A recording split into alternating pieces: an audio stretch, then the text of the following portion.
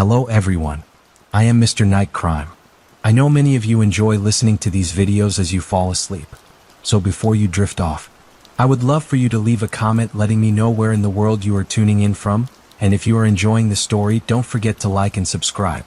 Now let's get comfortable, relax, and dive into tonight's cases.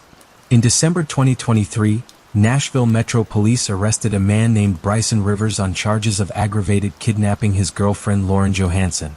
The charges were filed by Lauren's father, Lance Johansson, who told the police that Rivers kept his daughter hostage and brutally beat her during their vacation in Tennessee. During Rivers' trial, Lance Johansson told the judge if the accused was ever released from jail, he would kill his daughter.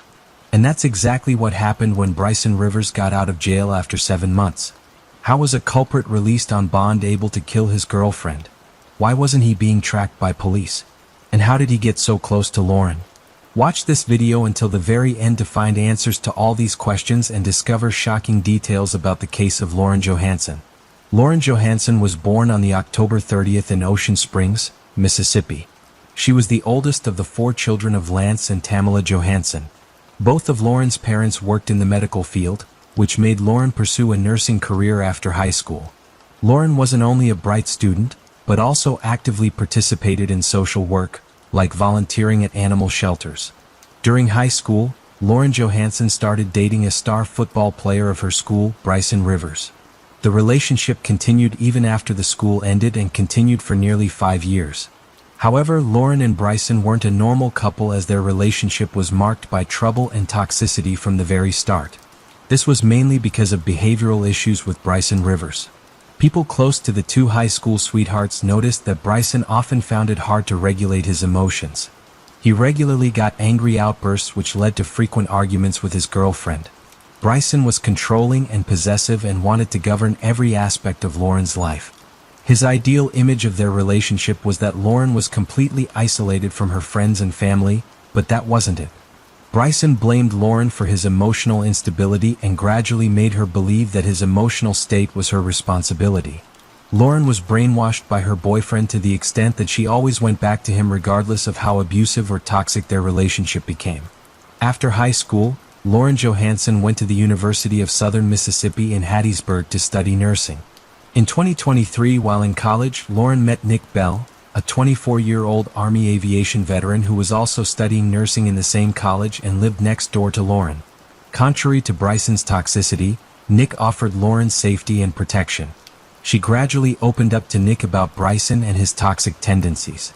Nick later told the media that once after a trip, Lauren asked him to check if the house was safe.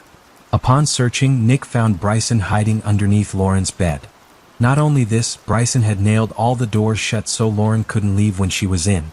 Although Bryson left the house at that time, he didn't stop stalking Lauren and her new boyfriend. As time passed, the love between Lauren and Nick grew, and in August 2023, he asked Lauren to marry him while the couple were on vacation in Miami. Lauren seemed to have finally found a partner who valued and truly loved her, but it soon ended when Bryson Rivers made his way back into her life. After getting back together, Lauren and Bryson took a trip to Tennessee in December 2023. During an outing to a local bar, Bryson accused Lauren of having sex with one of the bartenders. Bryson forcefully got Lauren into the car, drove to a deserted parking lot, and viciously beat her to the point that she almost lost consciousness. He even choked her and threatened that if she tried to leave the car or call for help, she wasn't gonna wake up the next morning. While beating her, Bryson told Lauren that he had scheduled marriage counseling for the couple and was extremely furious that she made out with the bartender, which Lauren continuously denied. He even told Lauren that he was going to kill himself after he was done beating her. When the police arrived in the parking lot, they found a car with fogged windows with Lauren banging on the passenger side window for help. Bryson had beaten Lauren to the extent that she was completely covered in blood when one of the officers opened the car door.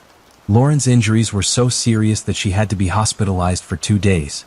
Bryson, on the other hand, acted as if nothing had happened at all. When he was being arrested, he calmly asked the police officers the reason for his arrest, despite knowing very well that he had just physically assaulted his girlfriend with rocks and a pistol. Bryson Rivers was arrested and taken to a Nashville jail. As for Lauren Johansson, she visited a domestic violence center. Lauren told the authorities that although she carried a gun with her and it was in her bag on the back seat of the car, Bryson Rivers forcefully prevented her from reaching the gun. Her official statement also said the car was in the parking lot for nearly an hour, and she blew up the horn every time a vehicle passed in hopes that someone would come to her rescue. She also told the authorities that Bryson held his forearm against her throat until she got dizzy. A few days after the incident, Lauren accepted a phone call from Bryson and later told the police that she did not want to press charges against her boyfriend. Bryson had once again gotten into Lauren's head and persuaded her to tell the court that she had got injured because she was drunk and hit her head against the car windows. He also told her that he wanted to get back together and hinted at joining the military after getting out of jail. This was to convince Lauren that there was still hope in their relationship and that military service would straighten him and help him with his anger issues. However, Lauren told Bryson that she'd already given her statement to the authorities, and given the circumstances, it was likely that the police would take what she initially said as her official statement. When Lauren expressed her desire not to press charges against her abusive boyfriend, the police told her that they had enough evidence to pursue a case against Bryson on their own. Bryson Rivers was charged with aggravated kidnapping, aggravated stalking, and witness coercion. But this wasn't enough to compel Lauren to stay away from her toxic boyfriend. Later in an interview, Lance Johansson told the media that he never got positive signs from his daughter's relationship with Bryson Rivers, but didn't interfere and respected Lauren's decision. He also shared that after finding out about the true extent of abuse inflicted by Bryson on his daughter, he repeatedly warned Lauren about staying away from her toxic boyfriend. But whenever she did so, Bryson found a way to manipulate her and get back into her life. On Monday, December 2023, a preliminary hearing set Bryson's bond at $251,000. Lance Johansson was present at the hearing and told the judge that if Rivers was ever released, it was likely that he would kill his daughter. He told the court that this wasn't the first time Bryson had physically assaulted his daughter, and while the family would get Lauren away from Bryson for a while, he always found a way to get back to her and again abused her physically. On March 13, 2024, Bryson Rivers filed a motion in Nashville court, requesting that his bond be reduced. While the Nashville District Attorney's Office strongly opposed the bond reduction request, Judge Cheryl Blackburn approved Bryson's request and reduced his bond from $251,000 to $150,000 on the April 3, 2024. What's even more shocking was that the judge reviewed the 11-minute audio from December 2023 when Bryson viciously beat Lauren Johansson.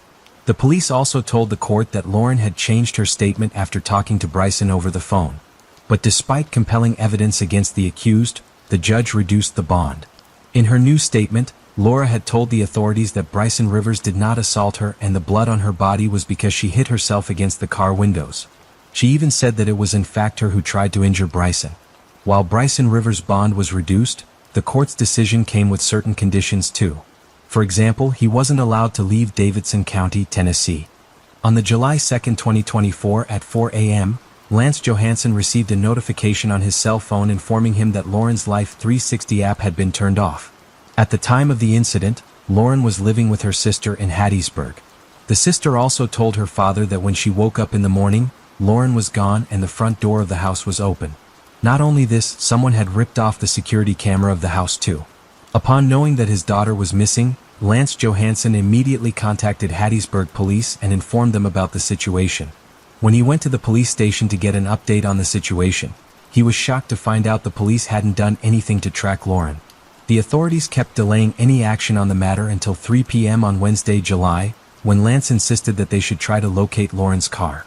The police used OnStar, a vehicle safety feature, to track Lauren's car. The tracking pinged in the Gulfport area of Harrison County, roughly 90 minutes away from where Lauren was living, and the authorities contacted Lance Johansson and informed him about where his daughter's car had been located. Without wasting any time, Lance drove to the location right away. On July 3, 2024, the police found Lauren Johansson's car in Wolf River Cemetery with Lauren lying dead on the back seat of the car. What was even more shocking to both the law enforcement officials and Lance Johansson was that Lauren's body was wrapped up in sheets and trash bags. It was clear that she had been beaten to death because her face was smashed in. Her eyes were swollen to the extent that she couldn't see anything at the time of her death, and her head had multiple holes in it. The whole body was horrifically mutilated. Lauren had been beaten so viciously that her face and skull became fractured from the rest of her body. When the law enforcement agencies arrived at the scene, a male figure left Lauren's car and ran into the woods nearby. With more than 50 officers, drones, dogs, a helicopter, and other search methods, the police began searching for the man. After more than 6 hours of manhunt, the law enforcement agencies were finally able to get hold of Bryson Rivers and arrest him. Through text messages, the police were able to convince Bryson that he was talking to a friend who was there to get him to a safe location. As soon as Rivers reached the agreed-upon location to be rescued by a supposed friend, he was arrested by police. It was later revealed that both the GPS tracking company and the bond company didn't realize the gravity of the situation until July 1, 2024, when they repeatedly called Bryson Rivers and tried to tell him that he was in violation of his bond terms, and he immediately needed to get back to Nashville or his bond would be revoked. Bryson Rivers finally returned his tracking company's call around midnight, but he told them that he wasn't going to show up for the hearing, and that is exactly what happened. New evidence in the case also revealed that Lauren Johnson was killed by Bryson Rivers in Forest County and not Harrison County, where she was living at the of her murder. After finding new evidence in the case and establishing that the crime was committed in Forest County, Bryson Rivers was handed over to the Forest County Police Department. After being relocated from Harrison County, Bryson Rivers made his first court appearance in Forest County Court on the July 26, 2024. In addition to the charges he was facing in relation to his physical assault of Lauren Johansson in December 2023, new charges were added to his case. These included first-degree murder and denial of his bond. He was also charged with tampering with evidence and grand larceny. The prosecutors told the court that they believed that Lauren Johansson was killed by Bryson Rivers near her residence in Forest County and that her body was moved across the county lines to Harrison County. The preliminary trial date of Bryson Rivers was set for 1:30 p.m. on the July 31st at the Gulfport Justice Court in Harrison County, and his bond was set at $1 million. On August 23, 2024, Bryson Rivers appeared in the court of Judge Gay Polk Payton, and his lawyer requested for a bond. However, the request was denied. Daniel Benoit, investigator for the Forest County Sheriff's Department, gave an update about the investigation and shared important updates. According to Benoit, his department found video footage from the week when Bryson Rivers was released on bond. The footage showed that Lauren Johansson and Bryson Rivers voluntarily visited a hotel together.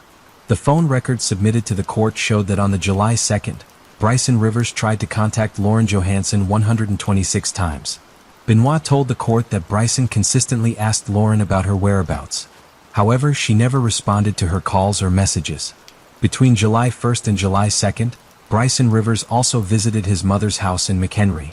According to the Forest Police Department, on July 2nd at 2:15 a.m., he sent a message to his friend and asked him to drive him to Hattiesburg. Security cameras in the neighborhood where Lauren Johansson was living in Hattiesburg spotted Bryson Rivers in the early morning hours of the July 2nd. Due to the recent events, Lauren Johansson had installed 11 cameras at her residence. However, when she went missing and the police officers searched her home, they found that 5 of the cameras were stolen.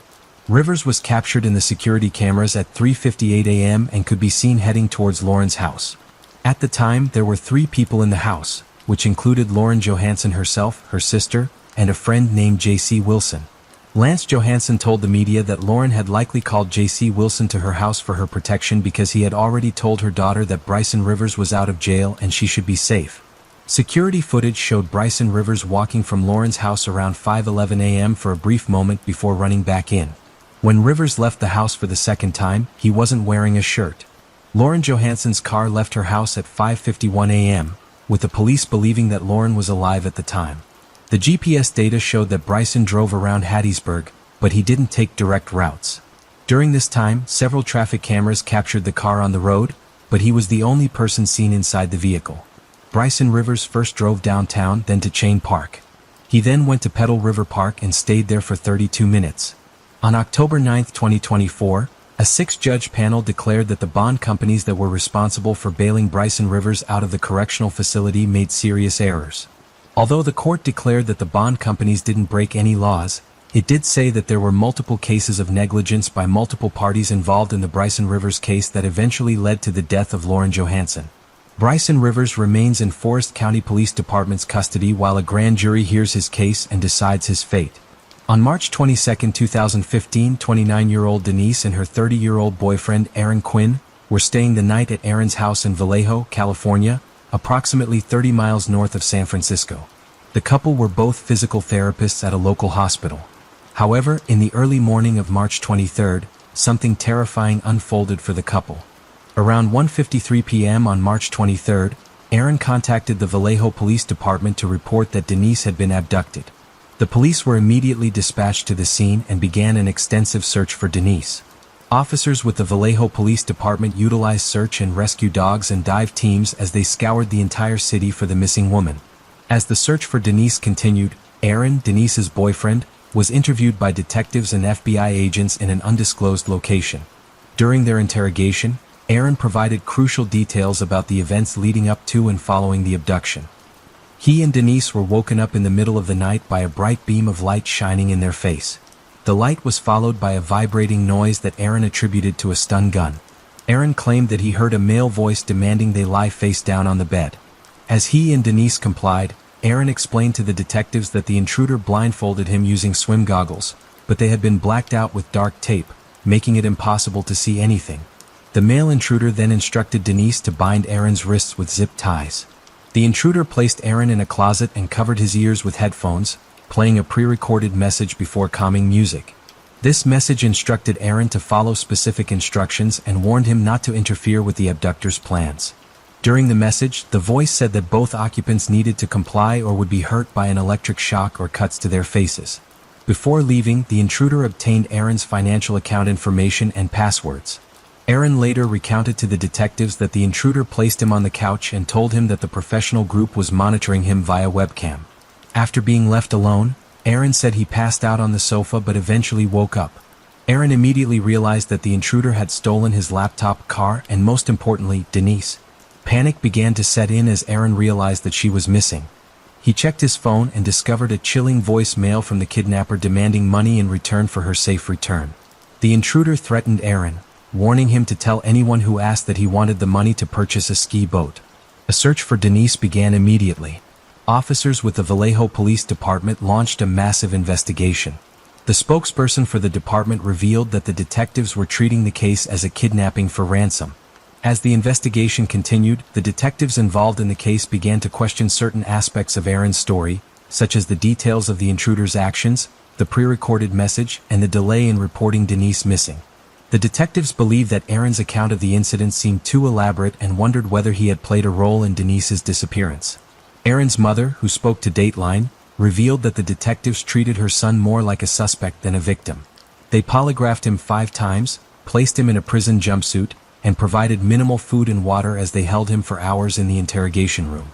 These tactics were perceived as an attempt to coerce a confession rather than a determined effort to locate Denise. Despite Aaron's claims that an intruder had abducted Denise, the lack of evidence and discrepancies in his story led the detectives to consider alternative possibilities. They believed that Aaron might have harmed Denise and then concocted the story of the intruder to cover his tracks. However, without concrete evidence, they were unable to prove this theory definitively. Just over 30 hours after Denise vanished, reporter Henry Lee received an email with an audio file attached. This file, claiming to be a proof-of-life message from Denise, sparked a media frenzy and left investigators with questions. When Henry Lee opened the audio file and heard a female voice, it was undeniably Denise's. In the recording, Denise spoke about the day's biggest news: a German airliner had crashed in the Alps, resulting in the loss of 150 lives. Denise also mentioned her first concert, where she watched Blink-182 in Bad Religion with her friend and her friend's mom. On the surface, this recording seemed to be a clear indicator of Denise's survival. By mentioning current events and specific details of her own life, Denise appeared to confirm that she was aware of her surroundings and had the means to communicate with the outside world. However, reporter Henry Lee couldn't help but harbor doubts. One aspect that caught Henry Lee's attention was Denise's voice. He noticed something out of the ordinary. It lacked any signs of fear or distress commonly associated with someone who had been abducted. Instead, Denise's tone seemed casual, as if she were talking to a friend over coffee. This discrepancy raised suspicions that this recording may have been staged or altered in some way. As news of Denise's abduction spread, her friends heard the recording and were deeply worried about her safety. Despite the message claiming that she was alive, her loved ones were in the dark about the specific circumstances surrounding her disappearance. All they had to go by was her voice on the recording. When Dateline interviewed Denise's friends, they expressed no surprise at the calmness evident in her recording. They claimed that they had been with Denise at the Boston Marathon in February 2013 when a terrorist attack occurred.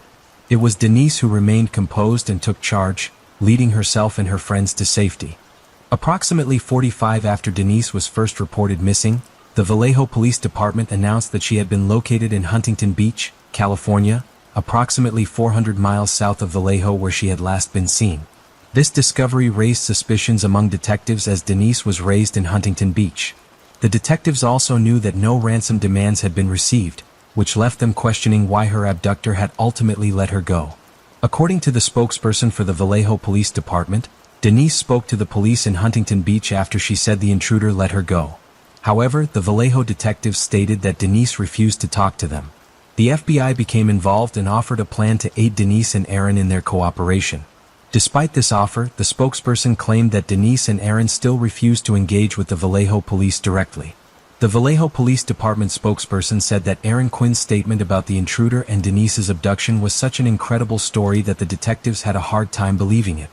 Upon further investigation, the detectives could not substantiate Aaron's claims. This spokesperson boldly stated that Aaron and Denise had plundered valuable resources away from the community while instilling fear in residents. If anything, the spokesperson argued that Aaron and Denise owed the community an apology.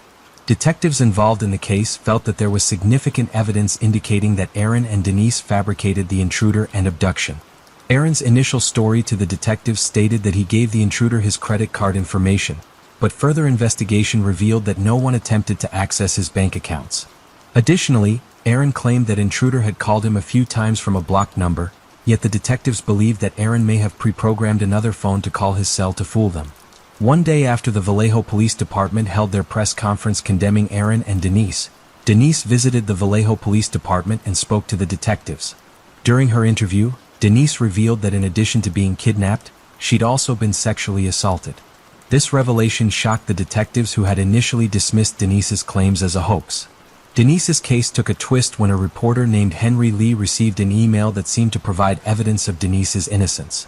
This email, purportedly written by the person who claimed to have abducted Denise, challenged the accusations against her.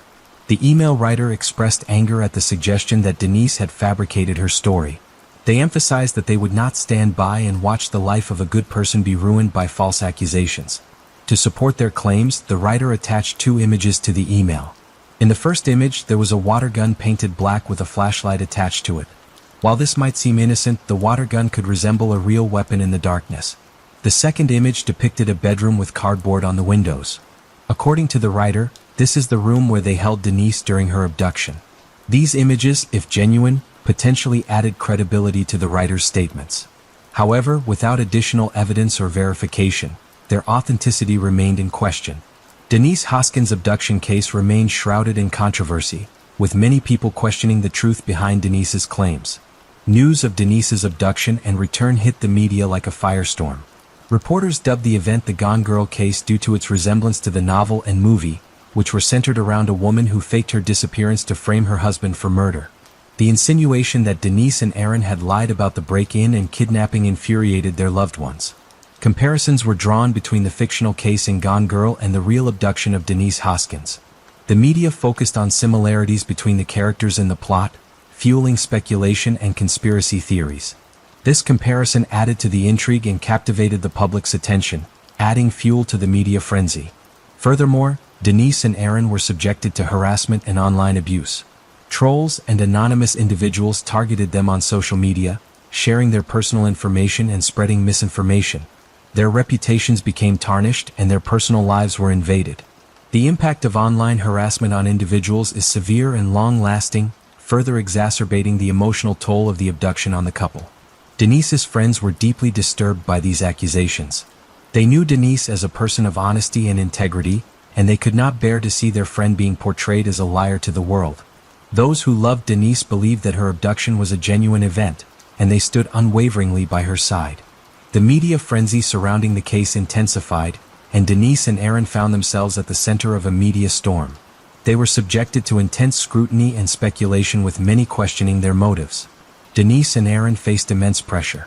However, on June 5, 2015, just months after Denise's abduction, a similar crime rocked Dublin, California. This incident would provide crucial evidence contradicting the hoax accusations in Denise's case. Around 3 a.m., an intruder broke into a home in Dublin. The homeowner, awoken by the commotion, found himself face to face with the intruder. The intruder shone a flashlight in his eyes, uttering chilling words. He informed the homeowner that he had kidnapped his 22-year-old daughter. This homeowner and his wife, understandably terrified, found themselves in a struggle for their lives. Sensing an opportunity to escape, the wife ran to retrieve the cell phone. Her husband, displaying quick thinking, yelled to his wife, "Get the gun." This command caught the intruder off guard and he quickly fled the scene. The husband and wife's daughter were in the bedroom, safe. When the police arrived at the scene, they found several items the intruder had left behind, including a cell phone. The detectives managed to trace the phone found at the Dublin crime scene to 38-year-old Matthew Mueller. After obtaining a search warrant for Matthew Mueller's arrest, officers headed to the family cabin in South Lake Tahoe, where they believed he was hiding. Upon arrival in South Lake Tahoe, officers arrested Matthew and took him into custody. The subsequent search of Matthew's home revealed several crucial pieces of evidence. First, investigators discovered a BB gun that matched the description provided by Denise's abductor. Additionally, investigators found a super soaker painted black and equipped with a flashlight and laser pointer, the same one depicted in an image sent to reporter Henry Lee by the kidnapper. Furthermore, investigators stumbled upon a room in Matthew's cabin that bore a striking resemblance to the one described by Denise's abductor to Henry Lee. The windows were boarded up and the room appeared secluded. In addition to the BB gun and super soaker, investigators recovered a pair of swim goggles with lenses covered by black tape. Intriguingly, a long blonde hair was attached to the tape. This hair sample was sent to the California State Crime Lab for analysis, and the results came back as a match for Denise. This revelation undermined the hoax theory and raised suspicions that Matthew was involved. Furthermore, investigators conducted a thorough search of Matthew's car, finding a number of items of interest.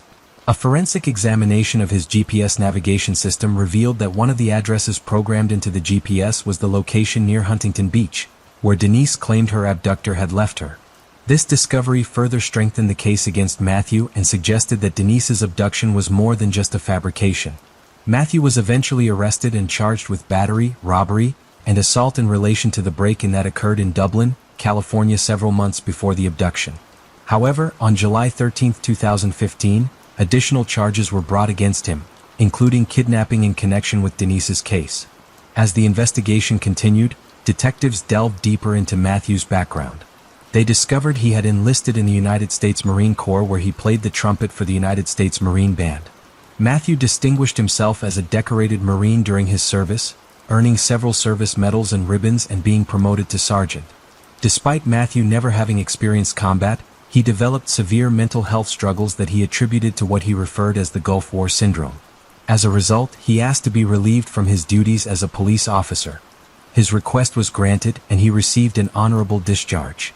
Following his graduation from Pomona College in February 2003, Matthew moved to Boston and started at Harvard Law School. During his time there, he became passionate about working with immigrants and refugees.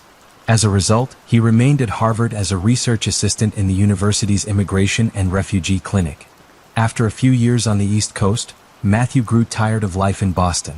In February 2019, he relocated to Silicon Valley, where he passed the California bar exam. However, he never registered for the actual bar. Despite his lack of registration, Matthew managed to find employment at several immigration law firms. He also founded a non-profit organization that provided pro bono services to immigrants with mental illness. In February 2013, Matthew's law license was suspended due to his inability to resolve outstanding dues owed to the California Bar Association. During his time at Harvard University, Matthew was diagnosed with major depression with signs of mania.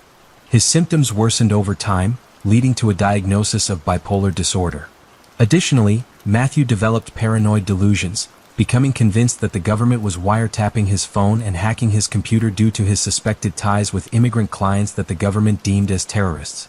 In early 2015, Matthew relocated to a cabin in South Lake Tahoe, which his family had owned. He became a recluse, rarely sleeping and spending most of his time in a daze watching Batman movies. Matthew's paranoia intensified, and he became increasingly suspicious of those around him. As spring approached, Matthew began experiencing psychotic episodes.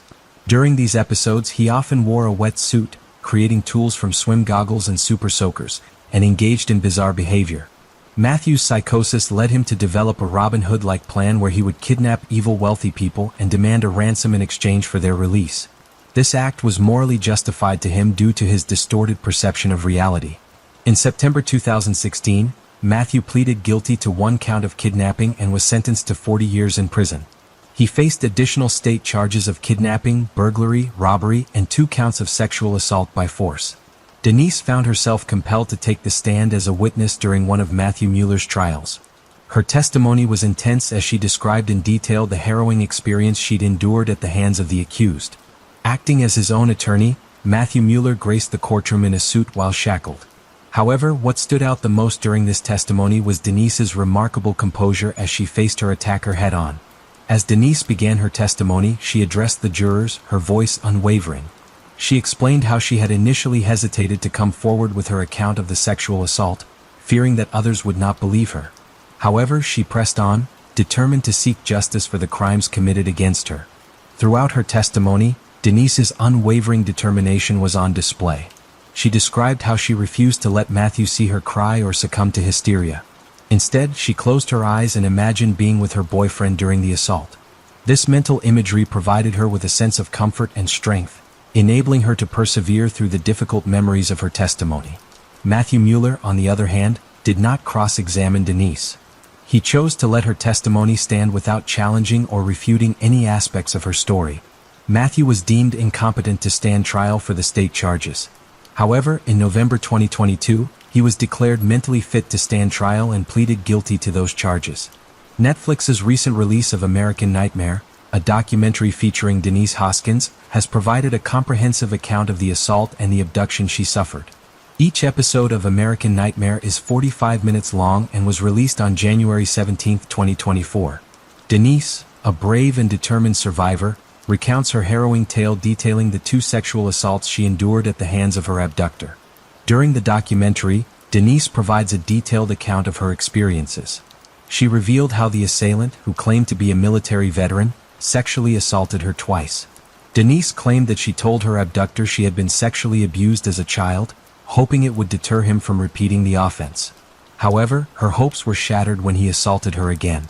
The assault informed Denise that he had recorded both assaults and would release the footage if she went to the police. This terrifying ultimatum left Denise fearing for her safety and the safety of her loved ones. As a result, she initially refrained from disclosing her sexual assault to the detectives, fearing that she may put herself, her boyfriend, Aaron, and her family in further danger. In September 2015, Aaron Quinn and Denise Hoskins filed a lawsuit against the city of Vallejo seeking compensation for their false imprisonment, defamation, and false arrest, and intentional infliction of emotional distress. The couple alleged that the police department destroyed their reputations through an outrageous, completely unprofessional, and wholly unfounded claim of disparagement. According to People magazine, Aaron and Denise settled with Vallejo officials in February 2018 for $2,500,000.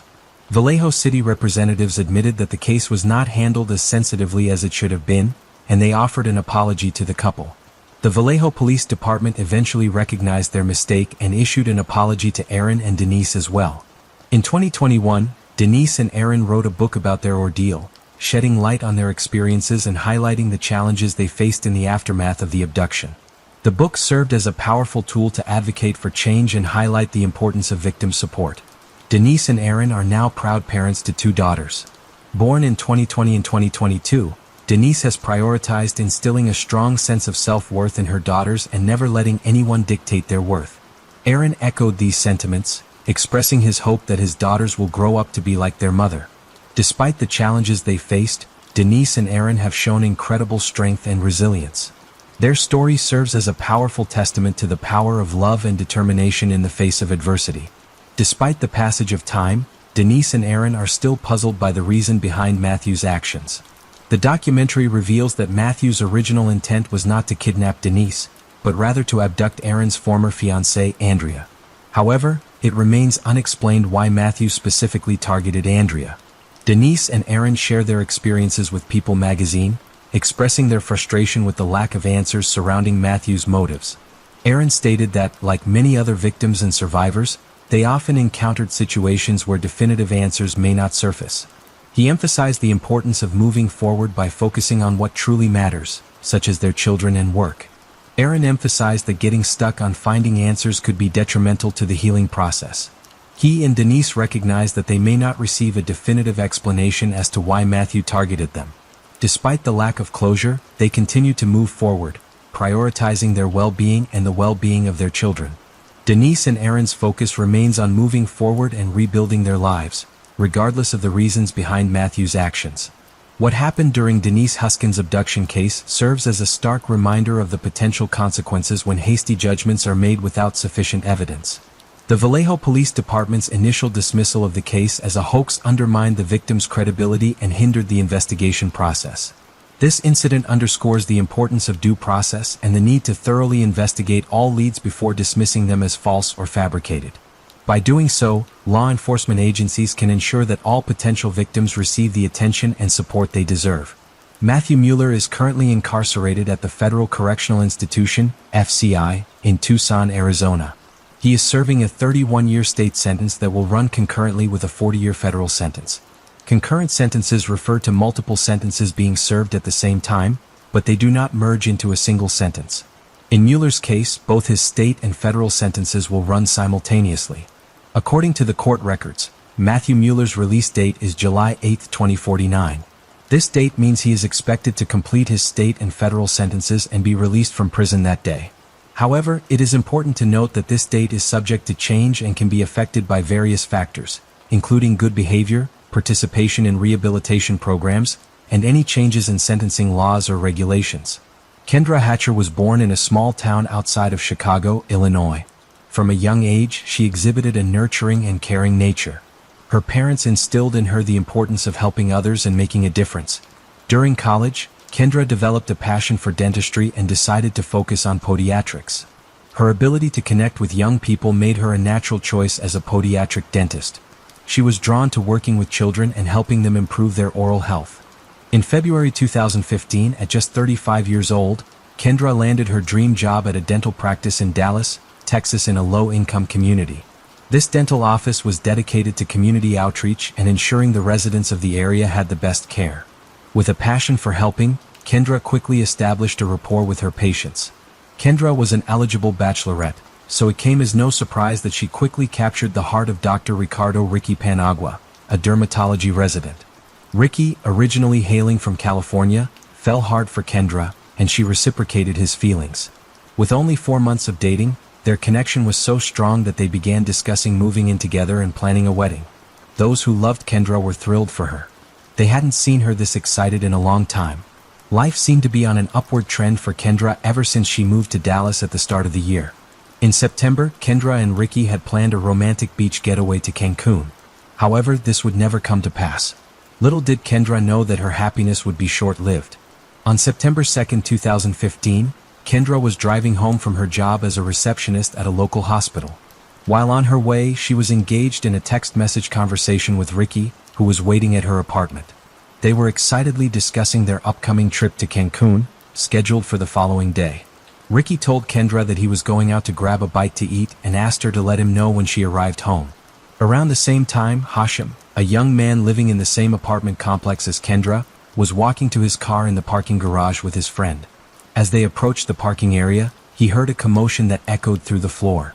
Hashim and his friend paused for a moment, startled by the intense sound of screaming and a series of pop noises that sounded like gunshots. Suddenly, a black Jeep Cherokee screeched past Hashim, shocking him and his friend. Scared, Hashim and his friend got into their car and followed the Jeep out of the parking garage. As they exited the garage, Hashim noticed a body lying on the ground next to a white Toyota Camry. When Hashim made it to the street, he pulled over and called 911 and told them he saw a woman lying on the ground with blood coming from her neck. Police officers and paramedics arrived at the scene to find the woman already dead. After carefully surveying the area, officers ran the victim's vehicle number, and it belonged to Dr. Kendra Hatcher. Officers retrieved Kendra's driver's license photo from the database to confirm the victim's identity. The resemblance was undeniable, and the officers concluded that Kendra was the victim. As the parking lot was designated as the crime scene, Ricky, who had been incessantly texting and phoning Kendra but receiving no response, rapidly grew concerned. One of the homicide detectives approached him. Ricky identified himself as Kendra's boyfriend. The detective then informed Ricky that Kendra had tragically passed away. Initially, Ricky's reaction seemed to the detective to be genuine. However, because he was Kendra's boyfriend and was present at the scene of the crime, he had no choice but to investigate further and determine his involvement. Ricky was taken into custody and brought to the nearby police station for questioning. Meanwhile, a team of crime scene investigators arrived on the scene in the parking garage to begin their examination of the body and gather evidence. Upon their arrival, they quickly noticed that Kendra had been shot through the upper part of the back of her head and exited through her chin. Additionally, the presence of gunshot residue on Kendra's hands suggested the possibility that she had her hands positioned behind her head at the time of the incident. Based on the evidence found at the crime scene, the detectives believed that whoever shot Kendra was standing over her and executed her. Investigators also found a shell casing from a .40 caliber weapon. At the crime scene, investigators stumbled upon a magazine from a handgun. This discovery led detectives to believe that the shooter, in a moment of haste, may have accidentally hit the release on the gun, causing the magazine to pop out. Upon examination, it was found that the magazine did not contain any DNA or prints that could help identify a suspect. The crime scene provided several crucial clues, but one item stood out. Kendra's purse was missing. This absence led detectives to believe that the motivation behind her murder may have been a robbery gone wrong. With security cameras in various parking garage areas, the detectives sought access to the footage from the apartment complex management. As the detectives waited for the CCTV footage to be reviewed, they interviewed Ricky at the police station. Throughout the interview, Ricky appeared shocked and disoriented. Despite the lack of evidence suggesting Ricky's involvement in Kendra's shooting, the detectives couldn't rule him out as a suspect. However, at the end of the interview, detectives released Ricky as they did not have sufficient evidence to charge him. When the security camera footage from the garage came in, the detectives were confronted with a series of chilling events. The video showed that at 7:15 p.m. on September 2nd, a black Jeep Cherokee followed a resident through the parking garage and parked in a spot. About 20 minutes later, at 7:42 p.m., a white Toyota Camry pulled into the garage. As Kendra pulled into her designated parking spot, the suspect left the Jeep and walked out of frame, heading in the direction of Kendra's car. The Jeep abruptly reversed and the suspect walked back into the vehicle, entering the passenger side. Then the Jeep sped out of the parking garage. Because the footage was grainy, the detectives could not make out any features on the shooter or the license plate number on the Jeep. However, one crucial piece of information came to light during the review of the security camera footage. The Jeep driver, a woman, was seen on one of the cameras as she exited the garage. One of the detectives took a still image of the woman's face and released a widely publicized picture. This photograph was paired with a picture of the black Jeep Cherokee. 2 days after Kendra's death, Jose Ortiz contacted the police and said he wanted to speak to the detectives working on the case. Jose agreed to meet with the detectives at the police station. During their meeting, Jose informed the detectives that the Jeep seen on the news belonged to him. He recognized the characteristics of the vehicle, such as the customized rims and bumper trim, which made him confident that it was indeed his car. However, Jose denied any involvement in the crime. He expressed a strong desire to clear his name and stated that he had loaned his Jeep to his friend, Brenda Delgado, on September 2nd. Jose claimed that there was no way Brenda was the driver of the vehicle because at the time of Kendra's murder, he and Brenda had been eating dinner at Chili's. Jose revealed that Brenda had threatened him after he confronted her about the fact that his Jeep, which he had let her use, had been on the news and involved in a crime. Brenda had told him to leave the police out of the issue, or else there might be need for authorities to question his immigration status. Furthermore, Brenda had offered to pay for the Jeep to be painted, so it didn't match the car the police were looking for. This revelation piqued the detectives' interest as they became increasingly convinced that Brenda may have valuable information about Kendra's murder. That same day, September 4th, the detectives called Brenda Delgado and asked her to come to the police department for an interview to learn more about her. Through the search, they discovered that Brenda had immigrated from Mexico to Dallas as a little girl. Those who knew Brenda described her as quiet and reserved, yet they always noticed an upbeat energy about her. At the time of the murder, Brenda was 33 years old and was diligently working towards obtaining her certification as a dental hygienist. Her professors at the dental hygienist school spoke highly of her and praised her ambition and drive. They believed she had great potential and a bright future in the field.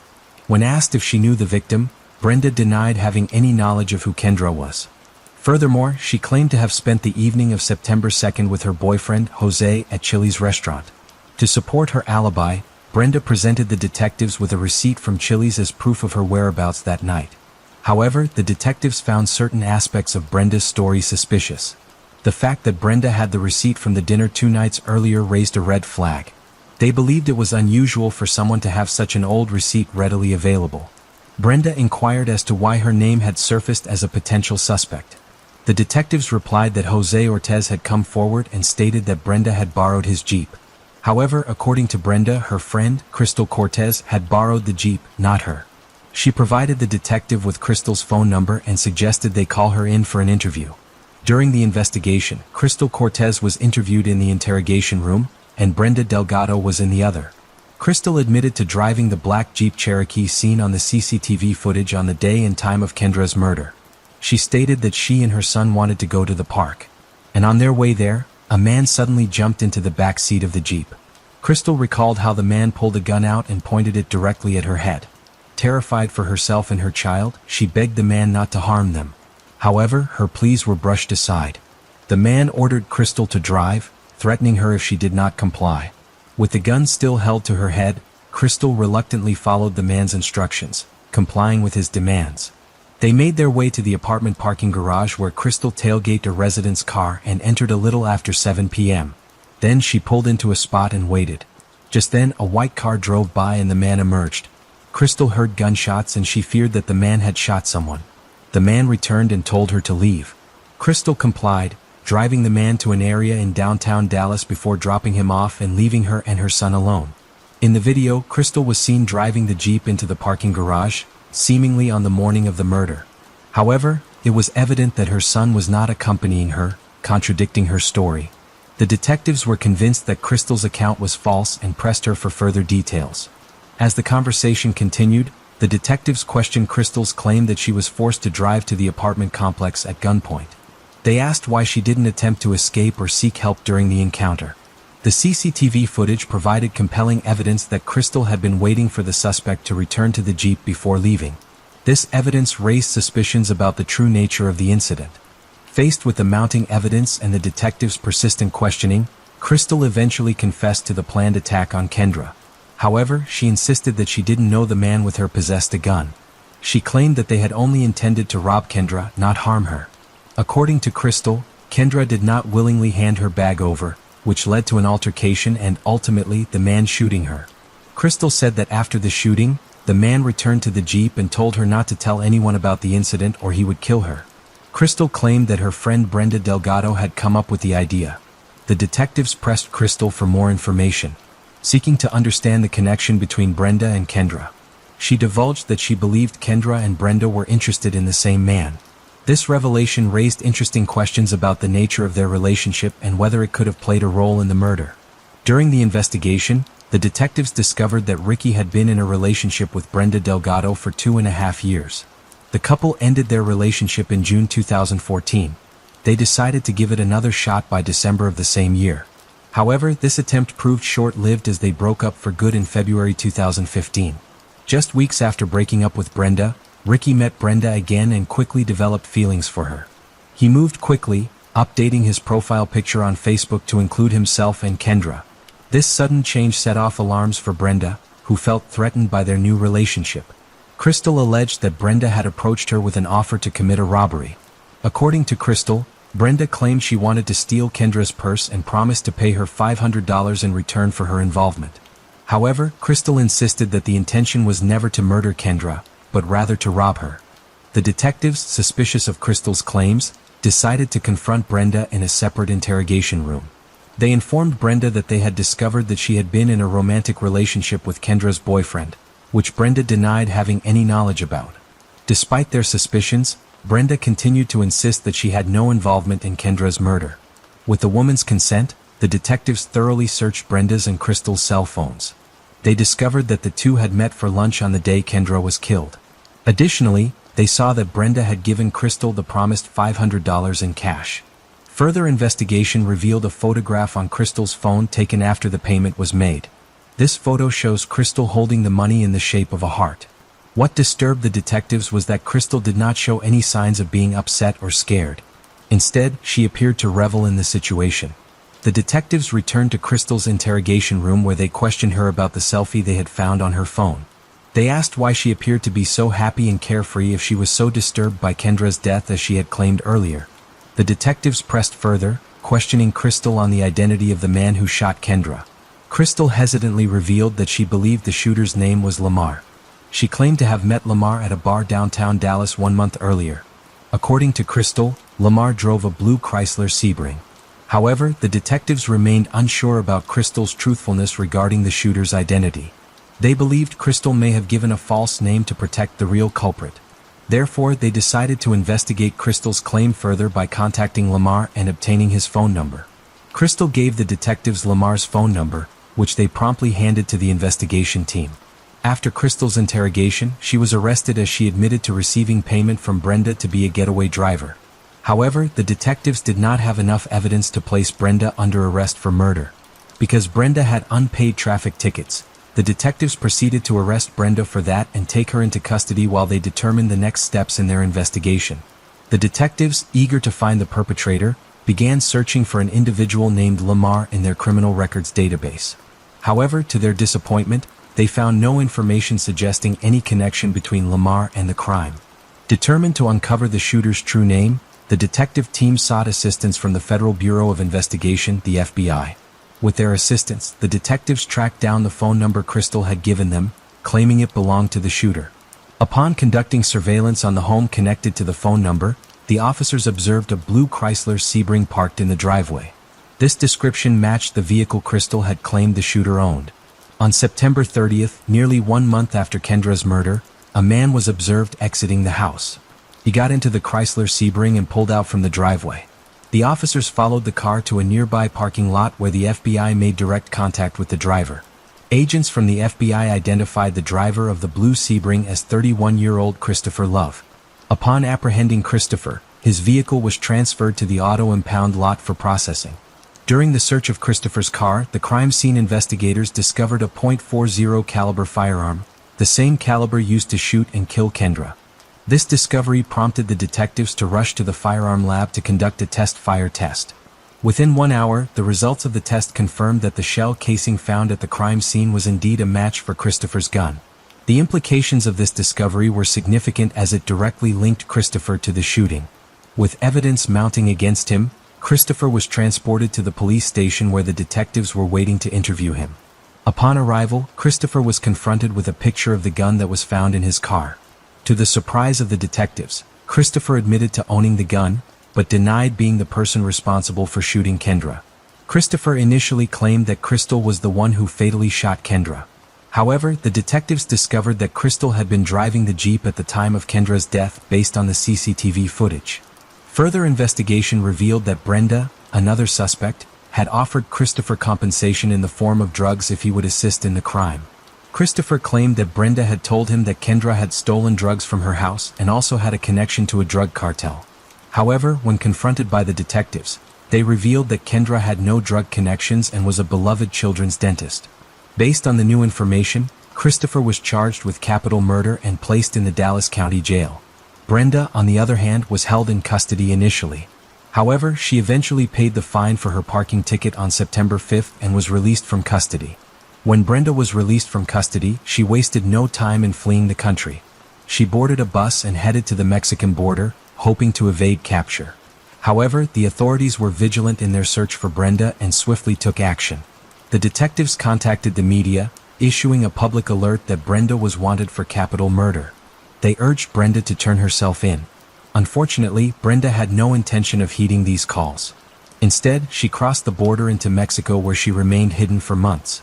The Dallas Police Department, FBI, and local Mexican authorities joined forces to locate her and bring her to justice. The exhaustive search for Brenda involved various resources and strategies. Detectives combed through surveillance footage, interviewed potential witnesses, and conducted thorough background checks.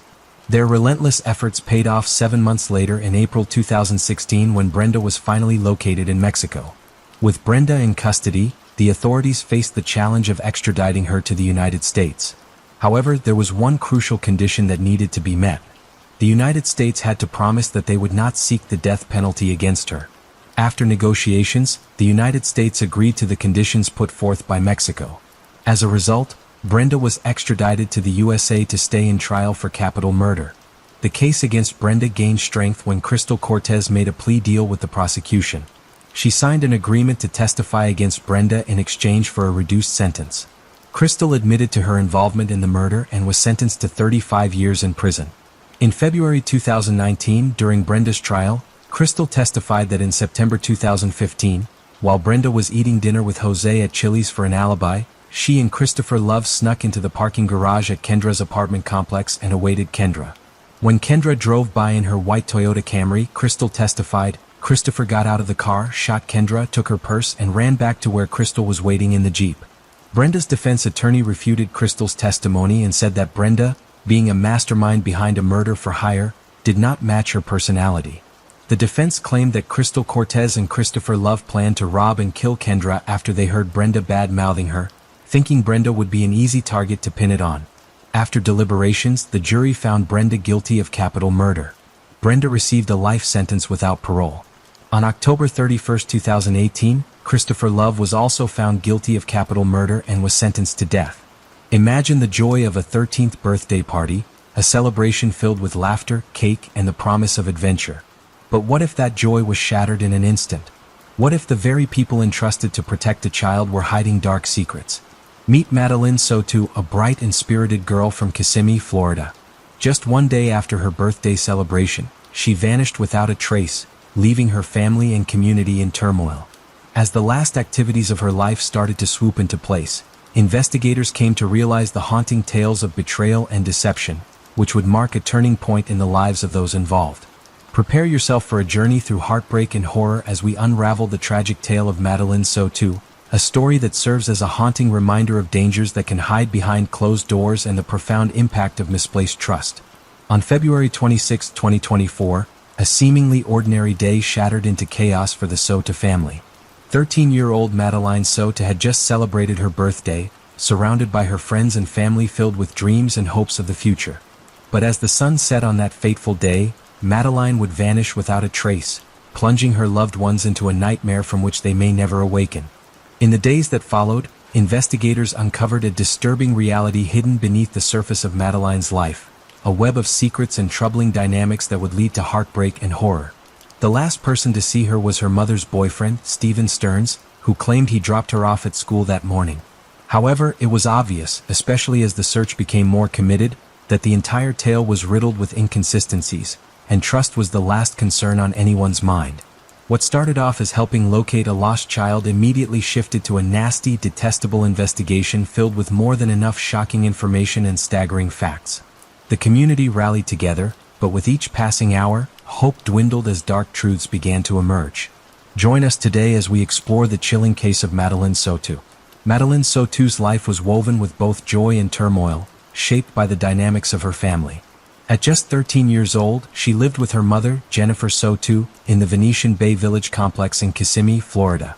Their home, well filled with love, was not without its challenges. Jennifer, a dedicated mother, often found herself at odds with her daughter, leading to frequent arguments that left both feeling frustrated and misunderstood. Madeline was diagnosed with ADHD, which affected her ability to focus and contributed to her struggles in school. Teachers described her as a sweet girl, prone to distraction but possessing a kind heart. However, in the months leading up to her disappearance, friends began to notice a shift in her demeanor.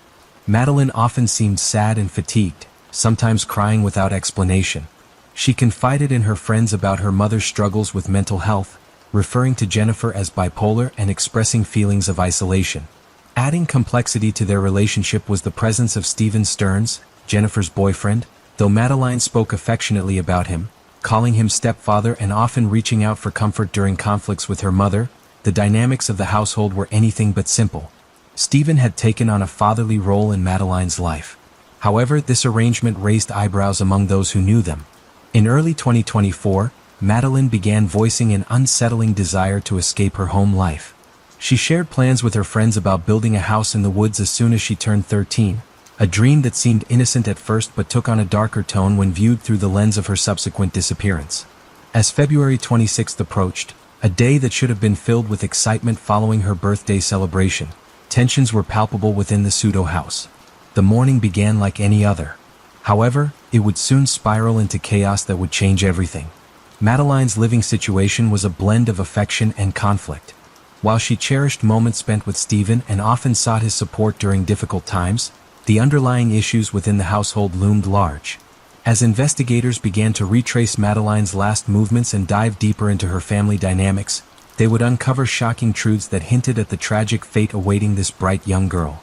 On February 26, 2024, the day began like any other. Jennifer Soto woke up early to the sound of her boyfriend, Stephen Stearns, taking their dog out for a walk. In her sleepy haze, she returned to the bed, blissfully unaware of the dark turn her day would take. As the morning filtered through the curtains, the family dynamic seemed normal, but beneath the surface lay tension and unspoken fears. Stephen drove Madeline to school that morning, but instead of dropping her off directly at Hunters Creek Middle School, he made a fateful decision to leave her at Peace United Methodist Church, conveniently located across the street. It was around 8:30 a.m. when he dropped her off. Surveillance footage later captured Madeline lingering in the church parking lot for several minutes. Her small figure was seen sitting on the ground, seemingly lost in thought. As time passed, she stood up and walked towards the school, but she never arrived. In those crucial moments, no one could have imagined that this would be the last time anyone would see Madeline. The innocence of a typical school day was shattered as she disappeared into thin air. At some point during the day, Stephen told Jennifer that he had factory his phone in an attempt to update it. As the clock ticked on and morning turned to afternoon, Madeline's absence began to raise alarms. Stephen's casual dismissal of his responsibility and Jennifer's obviousness to the danger lurking in their midst would soon come to haunt them both. Around 4:30 p.m., Jennifer Soto arrived at Hunters Creek Middle School, her heart filled with anticipation to pick up her daughter. However, as she scanned the crowd of students streaming out of school, a sinking feeling began to wash over her. Madeline was nowhere to be found. Concern quickly turned to panic when school administrators informed Jennifer that Madeline had never attended classes that day. The realization hit her. Something was terribly wrong. In a frantic attempt to locate her daughter, Jennifer searched nearby locations, including her mother's office, where she thought Madeline might have gone after school. As she drove through the familiar streets, anxiety gripped her heart. She checked every corner and called out Madeline's name, but there was no response. The world around her felt increasingly surreal as the minutes ticked by. After exhausting all possible locations and failing to find any sign of her daughter, Jennifer's desperation grew. She reached out to friends, hoping they had seen Madeline or could offer some insight into where she might be. Social media became a tool for outreach as she posted about Madeline's disappearance, pleading for anyone with information to come forward. As dusk approached and the sun dipped below the horizon, Jennifer realized that time was slipping away. With dread setting in her stomach, she made a difficult decision to report Madeline missing around 8 p.m. The weight of uncertainty bore down on her as she dialed 911, knowing that every passing moment could mean the difference between finding her daughter safe or facing an unimaginable tragedy. When Jennifer Soto finally dialed 911 to report her daughter missing around 8 p.m., the weight of her fear was palpable. The response from law enforcement, however, was not immediate. It took several hours for deputies to arrive at the scene, leaving Jennifer in a state of growing anxiety as she paced the school grounds, desperately hoping for news of Madeline. By the time officers responded, nearly 12 hours had passed since she last saw her daughter. As the deputies arrived, they began to gather information from Jennifer and Stephen Stearns, who had accompanied her. Their initial questions focused on Madeline's last known whereabouts and any potential leads that might help locate her. With each answer given by Jennifer and Stephen, investigators noticed inconsistencies that would later raise red flags about Stephen's involvement in Madeline's disappearance. The following day, February 27th, law enforcement launched an extensive search operation that would involve over 100 personnel from various agencies, including the Orange County Sheriff's Office and local volunteers from the community. K-9s were deployed to track Madeline's scent, while search teams combed through nearby parks, hiking trails, and wooded areas surrounding Hunters Creek Middle School. Search efforts were methodical and thorough. Officers utilized ATVs and horses to cover rough terrain that might be difficult for foot patrols.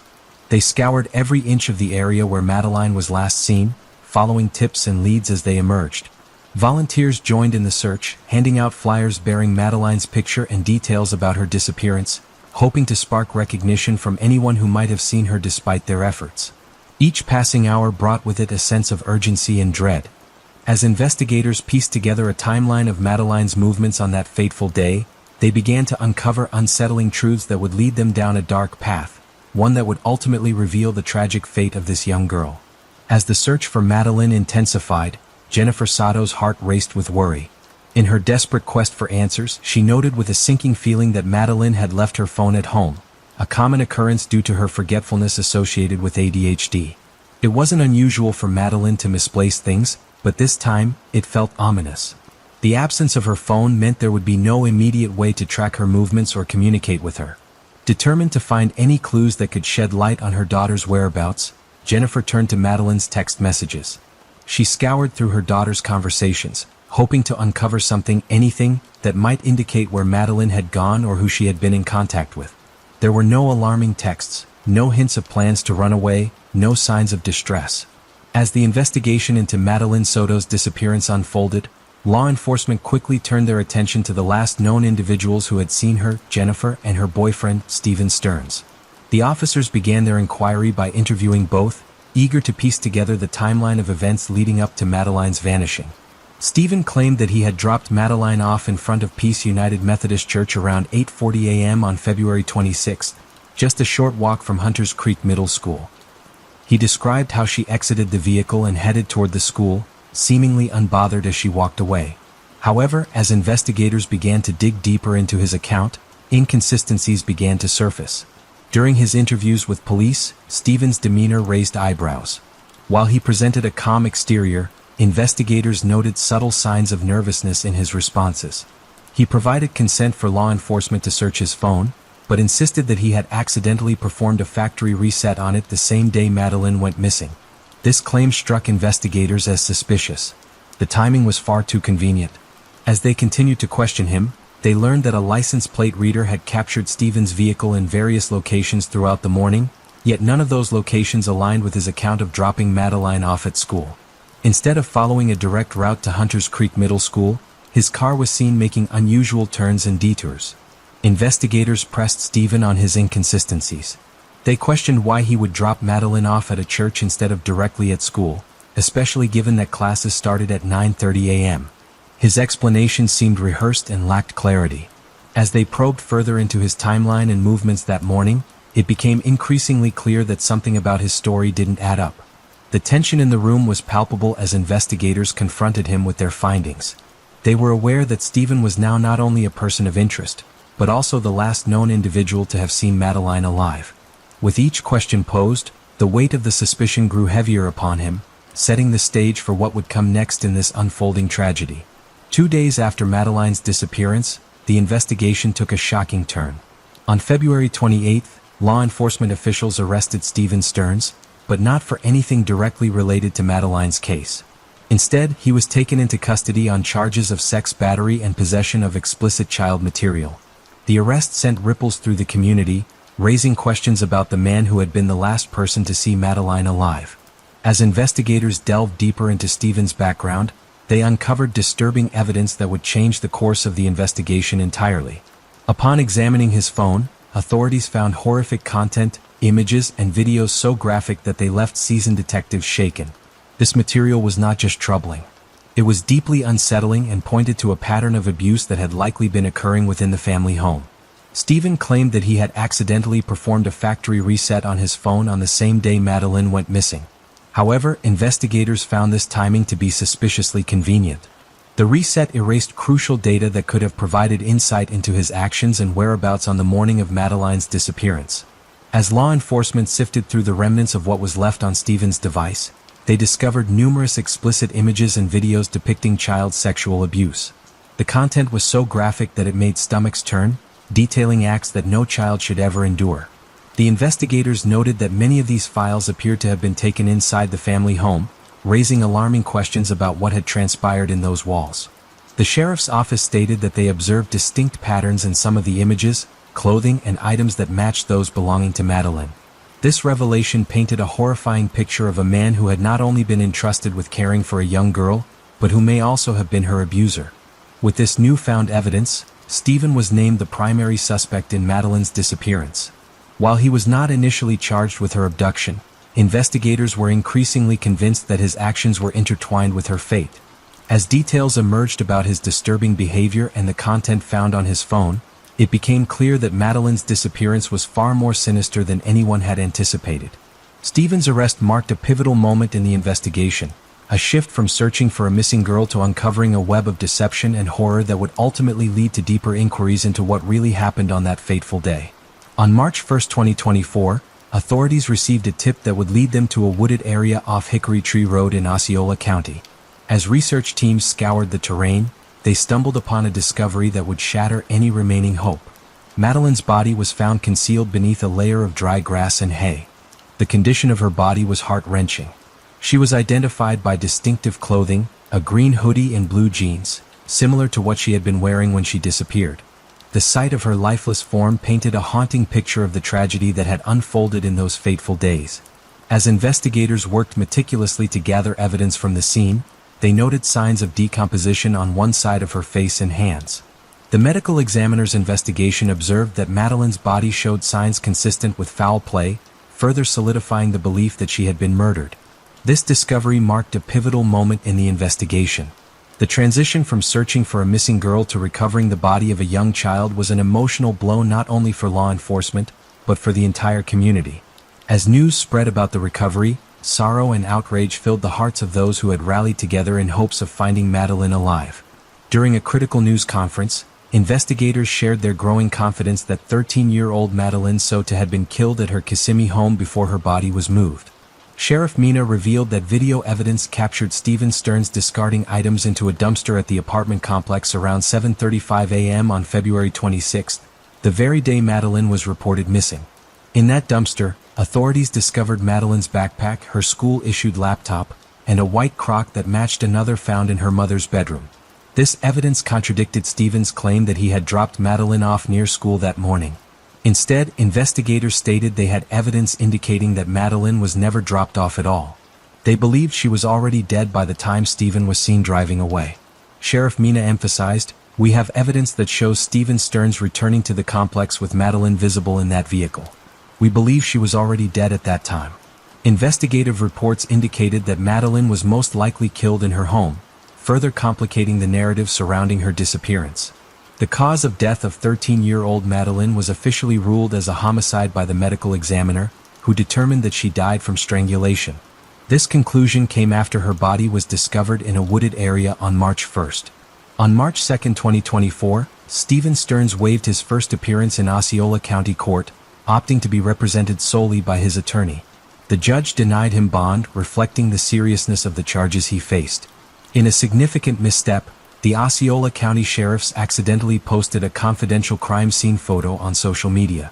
The image depicted clothing consistent with what Madeline was believed to have been wearing when she went missing. The sheriff's office later issued an apology for the error, acknowledging that the photo should not have been made public. On March 6, court records revealed that Stephen was accused of sexually abusing Madeline for years despite his attempts to erase incriminating evidence from his phone. Investigators recovered files showing explicit content related to Madeline dating back to 2022. This evidence included disturbing images and videos that depicted her in compromising situations. Additionally, police interviewed a former acquaintance of Stephen who noted that he seemed more upset about his bond with Madeline than his relationship with her mother.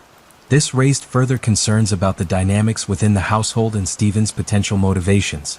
As the investigation progressed, it became increasingly clear that authorities were building a strong case against Stephen.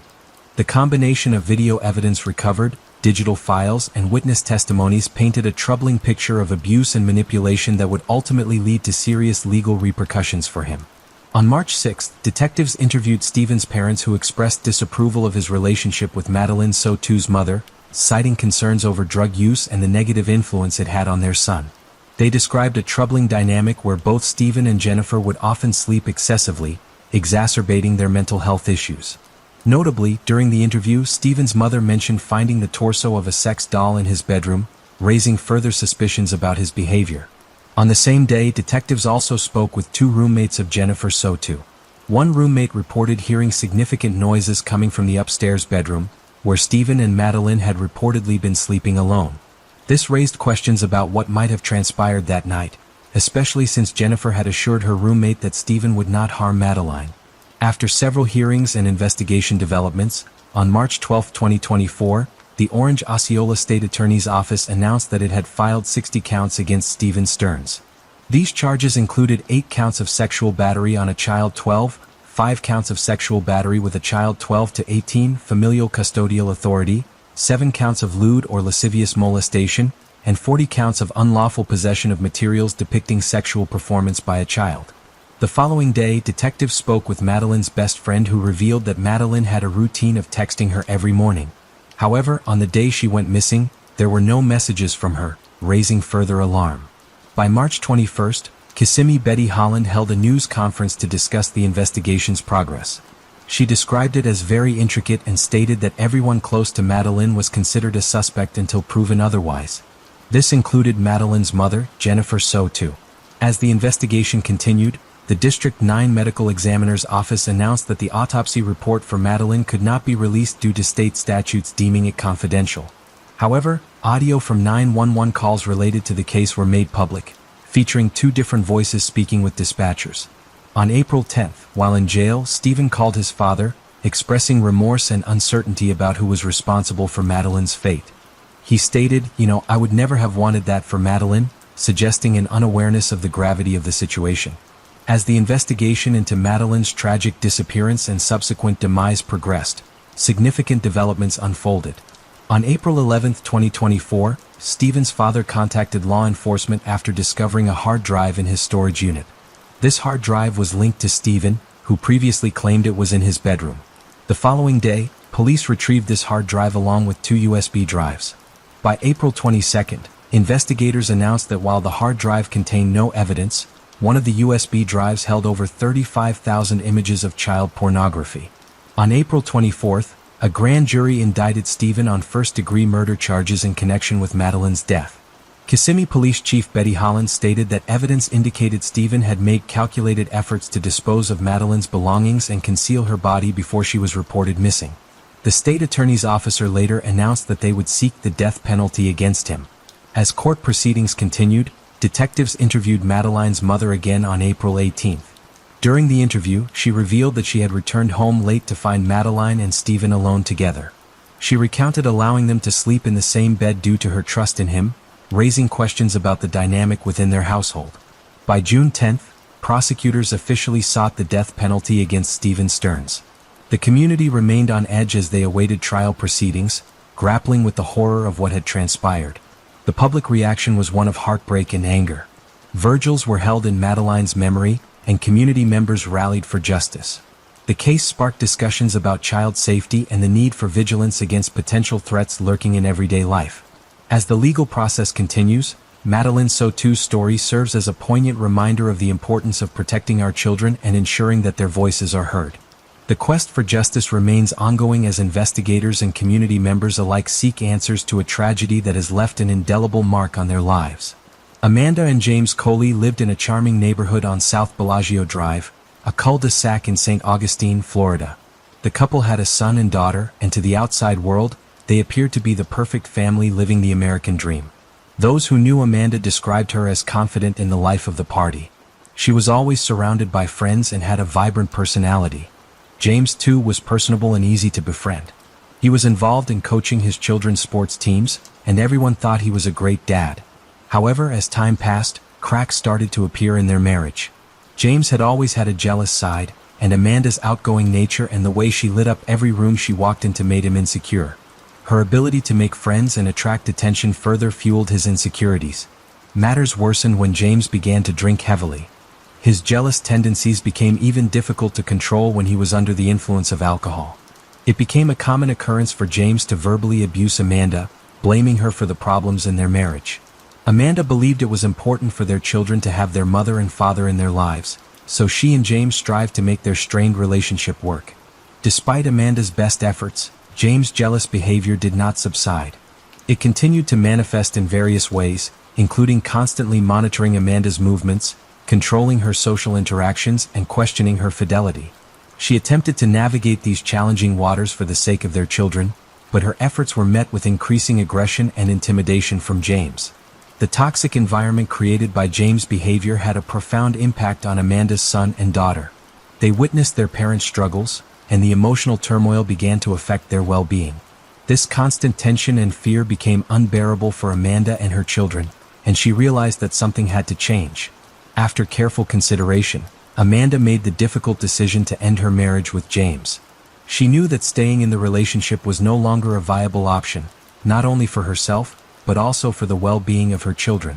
The decision to leave was not easy, but Amanda was convinced it was the best choice for her and her children. When Amanda informed James of her decision, he was devastated. He did not want to lose her. However, Amanda's decision was final, and she was determined to create a safe and nurturing environment for her son and daughter.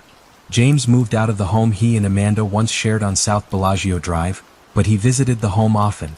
There were times when James was over at the house that he and Amanda engaged in relations, but Amanda alleged that she only did so to comply with James to keep him from getting upset and hurting her. Amanda started dating a man, Lamar Doberly, but kept it a secret from James. Despite their separation, James' jealous tendencies did not subside. While Amanda was away one weekend, James decided to act upon his jealousy.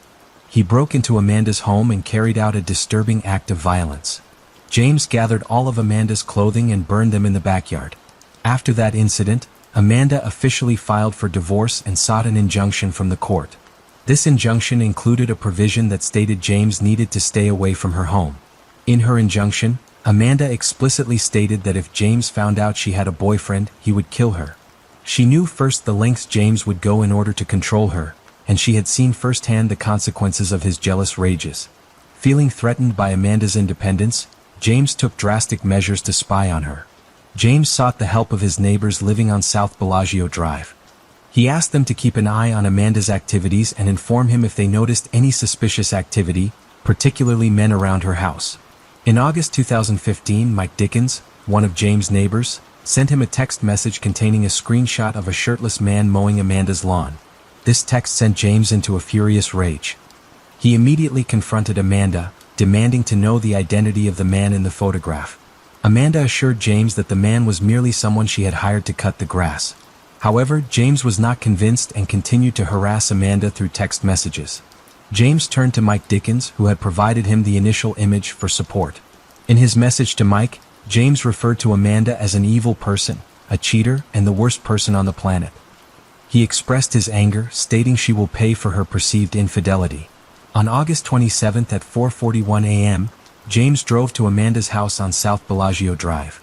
Amanda, however, was not home. Frustrated by her absence, James decided to enter her house. Once inside, he embarked on a destructive rampage, breaking every television and destroying the furniture and walls.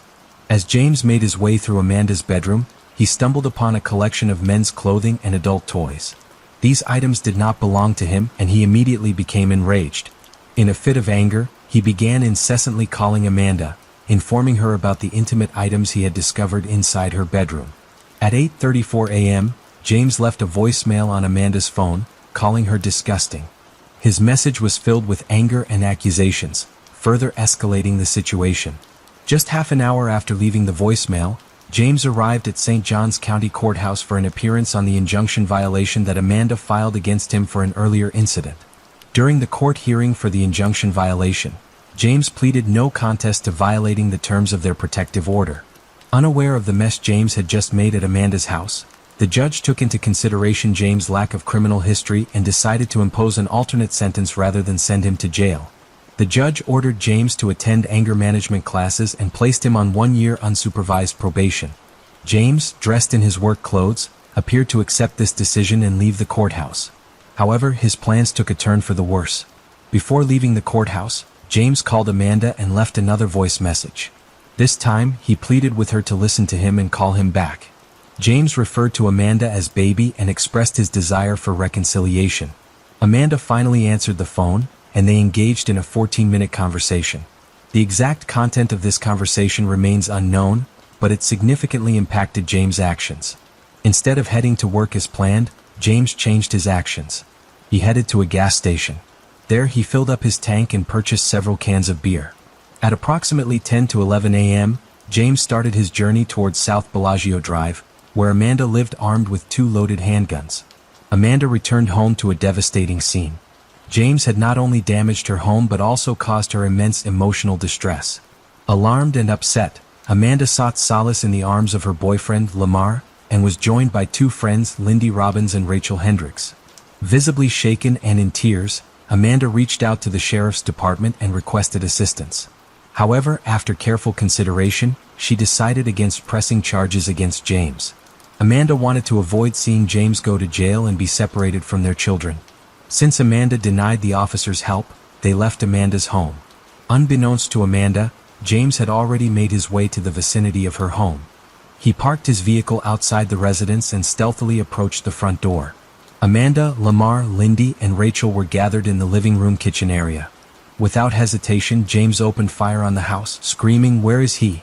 Recognizing the danger, Lamar reacted quickly and escaped. Security camera footage from the South Bellagio Drive residence captured Lamar's desperate dash to a nearby house. In the chaos that ensued, Amanda, Lindy, and Rachel found themselves caught in the crosshairs of James' rage. Bullets pierced through the walls, sending shock waves of fear through the room. As the smoke cleared, the sound of silence engulfed the home. The three women sought refuge in Amanda's bedroom and hid inside the master bathroom suite. While hiding, Amanda courageously decided to call 911. However, things took a deadly turn when James could be heard outside the bathroom door, demanding Amanda open it. Amanda desperately pleaded for James to stop, knowing he was looking for her boyfriend Lamar. She knew that revealing Lamar's location could put him in grave danger. Unfortunately, the situation escalated further, and the 911 dispatcher heard a barrage of gunshots and screaming. The dispatcher's worst nightmare was quickly realized as Amanda's cries for help abruptly ended. James had violently entered the bathroom and opened fire on Amanda, killing her. After shooting Amanda, James turned his attention to the closet where Lindy and Rachel were hiding. Lindy was also on the phone with 911 and kneeling in the back of the closet. Rachel, standing in the corner, prepared herself for the worst. James shot the closet door down. In a moment of pure instinct, Rachel took advantage of the situation and snuck behind the door as James walked in, her heart pounding. Rachel heard Lindy cry out in horror, "Oh my God," as James raised his firearm and pointed it directly at her head. In an instant, James pulled the trigger and Lindy's life came to an end. Rachel ran out of Amanda's home and sought refuge at a neighbor's house. There, she hid in a closet and called 911, expressing her fear that James would eventually find her. Officers arrived at the scene and swiftly launched an investigation, trying to piece together the sequence of events that led to Amanda's death. However, their search proved challenging as James had already fled the scene. Hours after committing the heinous crime, James reached out to his father, confessing that he could not handle the situation any longer. He revealed that Amanda had been relentlessly trying to put him in jail, leaving him no choice but to take drastic measures. James expressed remorse and claimed he tried his best to resolve the situation peacefully. James drove to his sister's house, where he picked up some of his belongings before leaving and heading north. The hunt for James only lasted for a single day before he was apprehended in Virginia. His arrest came as a result of a call from a woman who reported a suspicious car with Florida tags driving aggressively and attempting to run her off the road. Traveling with 3 small children, this woman was terrified for her safety. In response, an officer made a traffic stop and James was arrested. He was found to be intoxicated but did not resist. At the police station in Virginia, James was taken into an interrogation room where Samantha English, a detective from Florida, was there to question him about Amanda and Lindy's murders. Despite driving 10 hours to interview James, Detective Samantha English's efforts proved futile after he insisted on seeking an attorney. Because the nature of Amanda and Lindy's death was so horrifying, the prosecution considered seeking the death penalty against James Coley. To secure a conviction and a death penalty, the prosecution had to prove beyond a reasonable doubt that James had committed premeditated murder and that he had several opportunities to change his mind. Premeditation refers to the perpetrator's intent to kill before carrying out the act. In this case, the prosecution had to demonstrate that James had planned to kill Amanda and Lindy prior to the murder. The prosecutor had to present evidence showcasing that James had formulated a plan to kill Amanda and Lindy, that he had intentionally carried out the killings, and that he had knowingly disregarded any opportunities to change his mind. They needed to gather sufficient evidence and build a strong case against James to ensure justice was served for the 2 victims. James, who was being held at the Duffield Regional Jail awaiting trial for the murder of Amanda, maintained contact with his family throughout his incarceration. These phone calls were recorded, providing detectives with valuable insights into his mindset. Through these recordings, the true nature of James' cold-hearted nature was exposed. In various phone calls, James expressed his intention to keep his son and daughter away from Amanda's family. James made it evident that he aimed to assert control over his children's lives. Moreover, the recordings revealed James' confidence in securing a manslaughter conviction. He spoke about the possibility of being released from prison in less than 20 years, even though he was facing charges for murder. An inmate at the Duffield Regional Jail came forward to speak to the prosecution. The inmate, Andrew Cherry, claimed that he had conversations with James in which James expressed that Amanda and Lindy had gotten what they deserved when he shot them. According to Andrew, James had no shortage of mean and spiteful things to say about his dead wife. James blamed Amanda for the failure of their marriage and expressed satisfaction in ending her life. The inmate's testimony provided the prosecution with a crucial insight into the motive behind James' actions. It suggested that the motive for murder was not merely an act of violence, but a deep-rooted desire for revenge. James had harbored resentment towards Amanda and sought to punish her for perceived wrongs. During the February James Colley found himself on trial. James made a shocking admission to the court on the first day of the trial. He informed the judge that he understood the strategy devised by the defense was to save his life. However, he also stated that by accepting this defense, he would be admitting to discharging a firearm that resulted in the deaths of 2 people. James' defense team presented their case to the jury during their opening arguments. They emphasized that this case was not about assigning blame, but rather about understanding the why and the how behind the tragic events. The defense argued that a man like James, who professed to love his family above all else, could not have done this. According to the defense, James was under the influence of Ambien at the time of the shooting and urged the jury to consider this mitigating factor. According to James' defense attorneys, this incident was not a case of first-degree murder. The attorneys argued that there was an element of diminished responsibility due to James' state of intoxication. They maintained that James was not in his right mind at the time of the shooting and lost control of his actions. Rachel Hendricks, who had witnessed James' rampage firsthand, was the first to testify. She recounted the horrifying events that unfolded on the evening of the murder. Lamar Dobrel, Amanda's boyfriend, was the second witness to testify. He said he became convinced that James was targeting him, prompting him to run from Amanda's house as soon as he heard gunshots. During Lamar's cross-examination, the defense attorney sought to cast doubt on his testimony. The attorney asked if Lamar was aware that James and Amanda had been engaging in a secret relationship. Lamar denied having any knowledge of this. However, the defense's questioning took a controversial turn when the attorney mentioned Amanda's adult toys.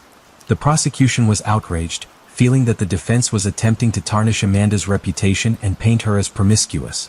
The public sentiment mirrored the prosecution's view as people took to social media and attacked the defense attorney for victim-blaming Amanda. In a later interview, the defense attorney claimed that his intention was not to victim-shame Amanda, but to save his client's life. He argued that exploring all aspects of the case, including the intimate details of Amanda's life, was necessary to understand the situation comprehensively. However, the public remained divided, questioning the defense attorney's tactics and motives. After the prosecution presented their case in court, it was time for the defense to present their side of the story. One key decision for the defense team was whether James would testify in his defense. The defense had to consider the potential risks and benefits of James taking the witness stand. On one hand, the defense believed James could gain jury sympathies by expressing his side of the story. James could humanize himself and appeal to the jury's emotions by explaining his actions and emotions. However, on the other hand, the defense knew that James would face a grueling cross-examination by the prosecution. This cross-examination would expose any inconsistencies in his testimony and could raise further questions about his guilt. Ultimately, the defense decided not to put James on the witness stand. This decision was not made lightly, as the defense knew that it would deprive the defense of the opportunity to present their case firsthand. However, the defense believed that the risks of James testifying outweighed the potential rewards.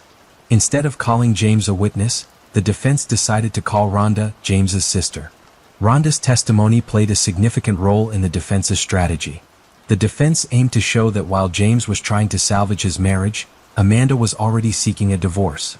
During her testimony, Rhonda became emotional as she spoke about her role in her brother's divorce. She acknowledged acting as a go-between for James and Amanda, attempting to mediate and find a resolution to their marital problems. During the defense's closing arguments, they argued that an emotional roller coaster led to the deaths of Amanda Coley and Linda Dobbins. They contended that it was not a premeditated crime and urged the jury to find James Coley guilty of second-degree murder. The defense alleged that James snapped and committed the murders in a state of temporary insanity.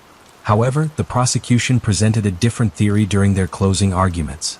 They argued that James committed the to a deep-seated resentment and anger that built up over time. According to the prosecution, James killed Amanda and Linda because Amanda rejected him and his inability to accept no for an answer. Amanda and Linda's loved ones attended every day of James's trial, wearing purple, the color for domestic violence victims and survivors. After the jury deliberated, they returned with a guilty verdict on every count. Tammy Malone, Amanda's sister, spoke during the trial's penalty phase, sharing her heartfelt memories of her dear sister. Tammy described Amanda as smart, funny, kind, and compassionate. She let the court know that Amanda's life mattered to many people in many different ways. Linda's husband, Chris Dobbins, also testified during the sentencing hearing. He spoke about how he left an empty blue chair for Linda at his son's sports games. The blue chair symbolized the void left in their family's life. The courtroom was somber as Chris recounted his memories of his wife. His voice filled with pain and grief, he described the impact Linda had on their family. It was obvious that the loss of these two women had left an unforgettable mark on the lives of their families and friends. During the penalty phase, James' defense attorney attempted to argue that James was under the influence of Ambien at the time of the killings. The defense argued that this impairment prevented him from effectively dealing with the situation. To support this claim, the defense presented evidence suggesting that when James arrived at the court for his injunction violation hearing, he was already impaired. They argued that his confused behavior and mannerisms were indicative of his drug-induced state. However, in rebuttal, the prosecution played CCTV footage from that morning, which depicted James's behavior during his court appearance. The video showed James acting perfectly normal without any signs of intoxication or impairment. Furthermore, the judge who had spoken directly to James that morning also took the stand during the sentencing hearing. The judge stated that during their interaction, he did not notice any signs of intoxication. Rather, James appeared lucid and composed. This testimony further undermined the defense's argument that James was impaired at the time of the killings. James' sister, Crystal, took the stand to testify on his behalf. Crystal painted a different picture of her brother, depicting him as a loving and caring father. She presented pictures of James spending time with his children during happier times, emphasizing the joy and warmth they experienced together. The defense's strategy was clear: to humanize James and remind the jury of the importance of family. By emphasizing his role as a loving father, they hoped to create a softer image and reduce the severity of his crimes. During the defense's closing arguments, the attorneys argued that if jurors were to sentence James to life without parole, he would still face the same fate as the death penalty, as life in prison would mean he would never be released. Florida law requires that 12 jurors unanimously agree on the death penalty in order for it to be applied. Even if one juror holds out, the sentence cannot be imposed. However, based on the information uncovered during the trial, the jurors determined that James deserved the ultimate punishment. They suggested that he should be sentenced to death for his heinous crimes. The judge ultimately agreed with the jury. Amanda's family and Linda's loved ones cried with relief and sadness. While justice had been served, there was still a profound sense of loss. On one side of the courtroom, James' supporters sat stunned. As the bailiffs led James away, he smiled and winked at his supporters. The story of Amanda and Lindy's murder serves as a stark reminder of the devastating consequences of domestic violence. Amanda's loved ones hope her story serves as a cautionary tale, inspiring others in similar situations to protect themselves. Despite Amanda's efforts to seek justice through the courts, James still managed to reach her. Amanda's family and friends hope that her story serves as a stark reminder of the severity of domestic violence, urging people to take the issue seriously and not dismiss it as mere arguments or misunderstandings. Any act of aggression within a relationship, regardless of how long a couple has been together, is deserving of attention and intervention. The violence can escalate rapidly, leaving good people like Amanda and Lindy dead. Domestic violence does not discriminate, affecting individuals from all walks of life. It does not solely manifest in young couples or those experiencing rocky relationships. Even couples who have been together for decades are not immune to the destructive power of abuse. Through Amanda's story, we are encouraged to break the silence surrounding domestic violence and seek help when needed. By raising awareness and advocating for change, we can prevent future tragedies and ensure that no person has to experience the pain and loss of losing a loved one to domestic violence. Lander, Wyoming. The kind of place where people leave their doors unlocked. where strangers wave at each other even if they've never met. On July 24, 1997, it was a warm and peaceful afternoon. Amy Roe Bechtel, just 24 years old, told her husband she was going for a quick run in the Shoshone National Forest. She was training for a 10K. She said she'd be back soon. But she never came home. Amy had only been living in Lander for a few weeks. She and her husband, Steve, had just moved there to build a new life. She was a fitness lover, a former college track star, and by all accounts, kind, grounded, and full of life. That day, she stopped by a few places in town. She was seen at the video store around 2:30 p.m. She chatted with the clerk. Nothing seemed off. Then she drove her white Toyota Tercel up into the mountains. Around 4:30 p.m., a man driving through the South Fork Trail area saw a car matching hers parked near a trailhead. The door was locked, keys gone. But no sign of Amy. Steve got home that evening and expected her to be there. When she wasn't, he waited a bit, then drove around looking for her. Still nothing. He reported her missing that night. The next morning, her car was found, parked neatly as if she had just stepped away for a few minutes. Her wallet was inside. So were her running clothes. But there was no Amy. Rescue teams combed the area. Hundreds of volunteers searched the woods. Helicopters flew overhead. Dogs picked up a faint scent but lost it quickly. People wondered, did she fall? Was she attacked? Did she run off on her own? Steve cooperated with the investigation at first. But over time, questions began to swirl. He refused a lie detector test. Investigators said his journals had violent themes. But there was never any physical evidence linking him to her disappearance. Over the years, there were rumors. A possible sighting in Idaho. A tip about a man who had followed women on those trails before. But nothing ever led anywhere solid. Amy's family still holds out hope. They believe someone out there knows what happened that day. No body was ever found. No crime scene. Just a car, a trail, and a young woman who vanished into the wilderness. She was just going for a walk. And she never came back. Brandon Swanson had just finished his first year of college. He was studying wind energy, something his dad thought was pretty cool. It was May 14, 2008. Around 1 a.m., Brandon was driving home from a party near Canby, Minnesota. He wasn't drunk, maybe a little buzzed, but he'd done the responsible thing. Left early, drove slow, kept his phone on him. Then suddenly he veered off the road into a ditch. His car didn't flip, there was no crash. It just got stuck in some gravel off a back road. He called his parents. They answered right away. He told them where he thought he was and asked if they could come pick him up. They got in the car and started looking. But when they arrived, Brandon was nowhere to be seen. They called him again. He said, "I can see the lights of a town. I'll start walking toward them. Just meet me there." His dad stayed on the line. They talked for nearly 45 minutes. Then, in the middle of the conversation, Brandon suddenly shouted, "OSH*T," and the call ended. That was the last time anyone heard from him. His phone kept ringing for hours, but he didn't pick up. It rang and rang, until finally it went to voicemail. Police found his car the next morning. It was exactly where he said it would be, on a dirt road outside of Taunton. But it wasn't anywhere near the town he thought he was walking toward. He was disoriented, confused, maybe because it was pitch black out there or maybe something else.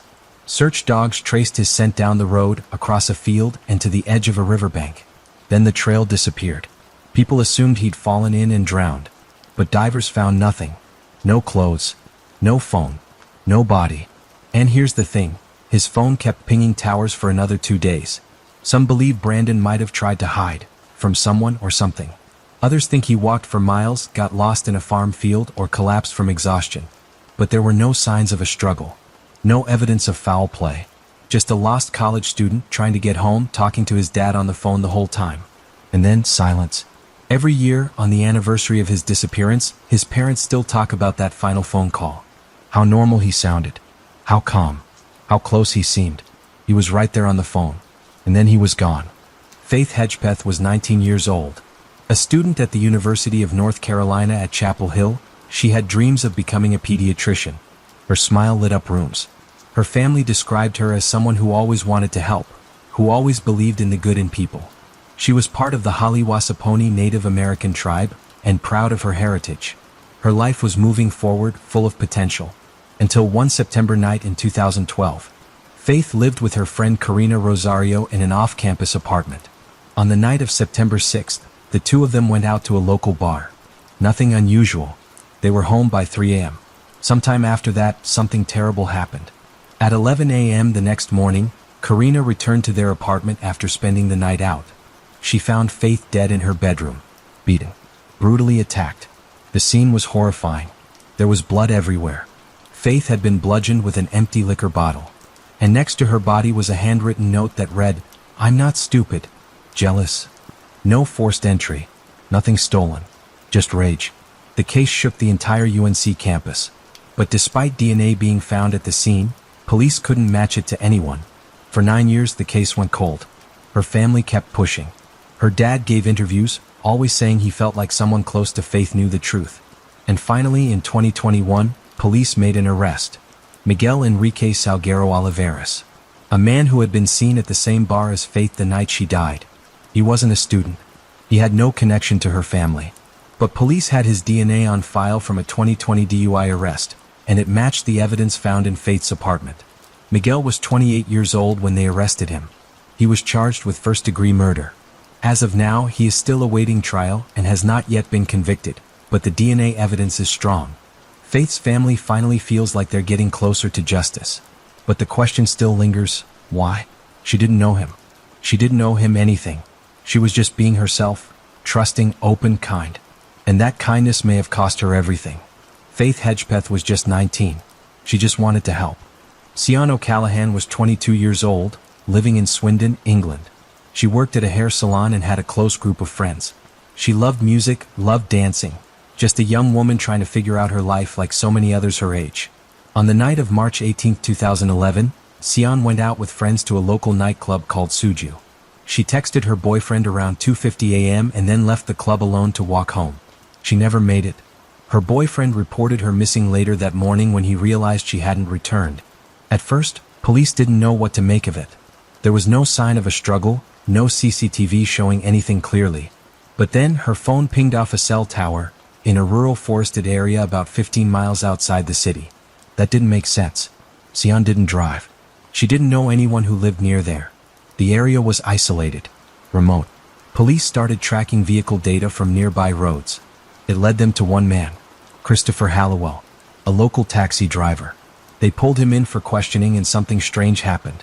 While in custody, not even formally charged, Hallowell asked to speak to a detective privately. In that conversation he said this, "Would you like another one?" He then led officers to another location, a different burial site, one no one even knew to search. And there they found the remains of a woman named Becky Godden, a 20-year-old who had gone missing 8 years earlier in 2003. That confession would almost destroy the case, because the officer who had spoken to Hallowell hadn't followed procedure. He hadn't cautioned him. Lawyers argued that the evidence should be thrown out.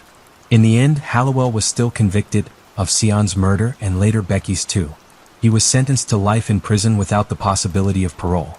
Investigators now believe he may have killed others. But he hasn't confessed to more. He doesn't talk anymore. Sian just wanted to walk home. But she got into the wrong car with the wrong man. And that short ride became the end of everything. Meredith Kircher was just 21 years old when she moved from London to Perugia, Italy for a study abroad program. She was funny, bright, and careful. The kind of person who triple-checked the locks at night. She loved languages, loved to write, and had dreams of becoming a journalist. She shared an apartment with a few other students, one of whom was an American named Amanda Knox. On the morning of November 2, 2007, Meredith was found dead in her bedroom. She had been stabbed multiple times. There was blood everywhere. Her room had been locked from the inside. Amanda Knox and her boyfriend, Rafael Salicito, said they hadn't been home the night before. But police became suspicious quickly. Their stories changed. Amanda acted strange during questioning, smiled at odd times, did cartwheels, laughed. And so, they arrested her and Rafael. The case made headlines across the world, especially once another suspect was found, a man named Rudy Gede. His DNA was found inside Meredith's body and all over her belongings. He admitted to being there the night she died, but claimed he didn't kill her. He was convicted of murder and sentenced to 16 years in prison. But what about Amanda and Rafael? They were tried, convicted, then acquitted, then retried again. And finally, in 2015, after 8 years of legal chaos, they were fully exonerated by Italy's highest court. The judges said the investigation had been flawed from the beginning. The media circus had distorted facts. And Meredith's death, the heart of it all, had become a side note. Rudy Geed was released early in 2021, after serving 13 years. Meredith Kircher is rarely mentioned in headlines anymore. But she was real. She was cautious. And somewhere deep down, when she locked her door that night, she probably knew something was wrong. In February 1957, a college student in Philadelphia was walking through a wooded area when he saw a small cardboard box near the road. Inside was something horrifying. The body of a young boy, naked, bruised. His hair recently cut, uneven. His body was wrapped in a blanket and stuffed into the box like trash. There were no fingerprints, no missing child reports that matched him. Just a haunting image, a small, delicate face, eyes closed forever. Police called him the boy in the box.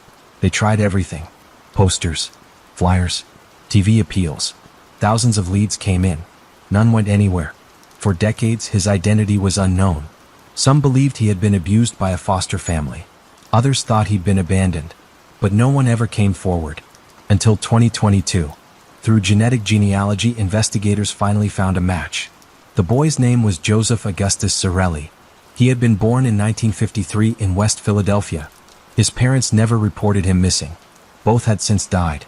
And to this day, police have not officially named his killer. But privately they believe they know. They believe it was a member of his own family. That his death was hidden to avoid shame or prison or both. Joseph was just 4 years old. He was buried with a headstone that read, America's Unknown Child. But now, finally, the world knows his name. And maybe, someday justice will follow. Sometimes, the most terrifying cases are the ones we only hear about because of a single survivor. That's what happened on July 22, 1991 in Milwaukee. A 32-year-old man named Jeffrey Dahmer invited a young man, Tracy Edwards, back to his apartment. He offered him money to take some photos. Tracy agreed. Once inside, things turned dark fast. Tracy noticed a foul smell. There were boxes of chemicals, a barrel in the corner. Then Dahmer handcuffed him. But Tracy stayed calm. He spoke to Dahmer, tried to keep him talking. He waited for the right moment, and when Dahmer looked away, Tracy punched him and ran. He flagged down police on the street, still in handcuffs. When officers arrived at Dahmer's apartment, they weren't prepared for what they'd find. Human heads in the fridge, photos of dismembered bodies, bones, skulls, blood-stained tools. It was a house of horror. Over the next few days, Dahmer confessed to 17 murders, young men and boys, many of them from marginalized communities. He had lured them in with promises of money, alcohol, friendship. He was calm as he described it all. Jeffrey Dahmer was convicted of 15 life sentences and sent to prison. But in 1994, just 3 years after his arrest, he was beaten to death by another inmate. Some say justice was served. Others say it was too quick. But none of it would have been known, none of it, if Tracy Edwards hadn't survived. He was the only one who got away. And because of him, the last house on the left was finally unlocked. It was October 24, 1961, just another quiet autumn morning in the small town of Lincoln, Massachusetts. The leaves had started turning, shades of gold and amber dancing in the breeze. Joan Risch, a 31-year-old housewife and mother of 2, got up early like she always did. She made breakfast for her husband, Martin, and saw him off to work.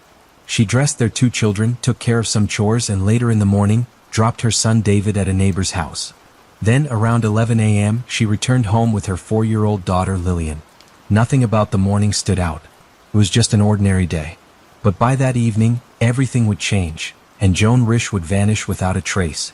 Around 2:15 p.m., a neighbor saw Joan outside her home, wearing what appeared to be a trench coat, walking up the driveway.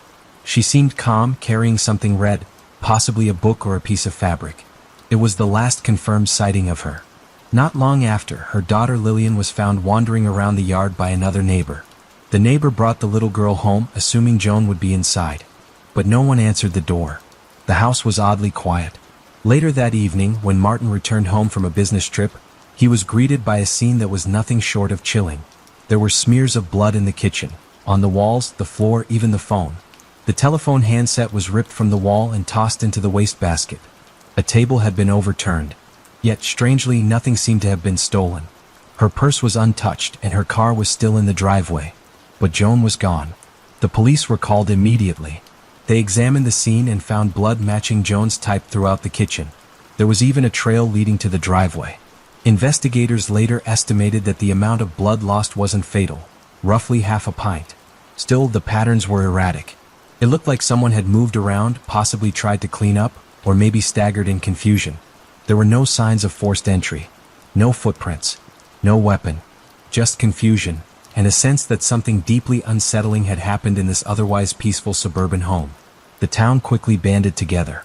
Hundreds of volunteers combed through the nearby woods and fields, calling Joan's name. Bloodhounds were brought in, but they couldn't pick up a reliable scent. Flyers were printed, and Joan's face was plastered on telephone poles and in local newspapers. But there were no solid leads. No one saw her leave. No one heard a struggle.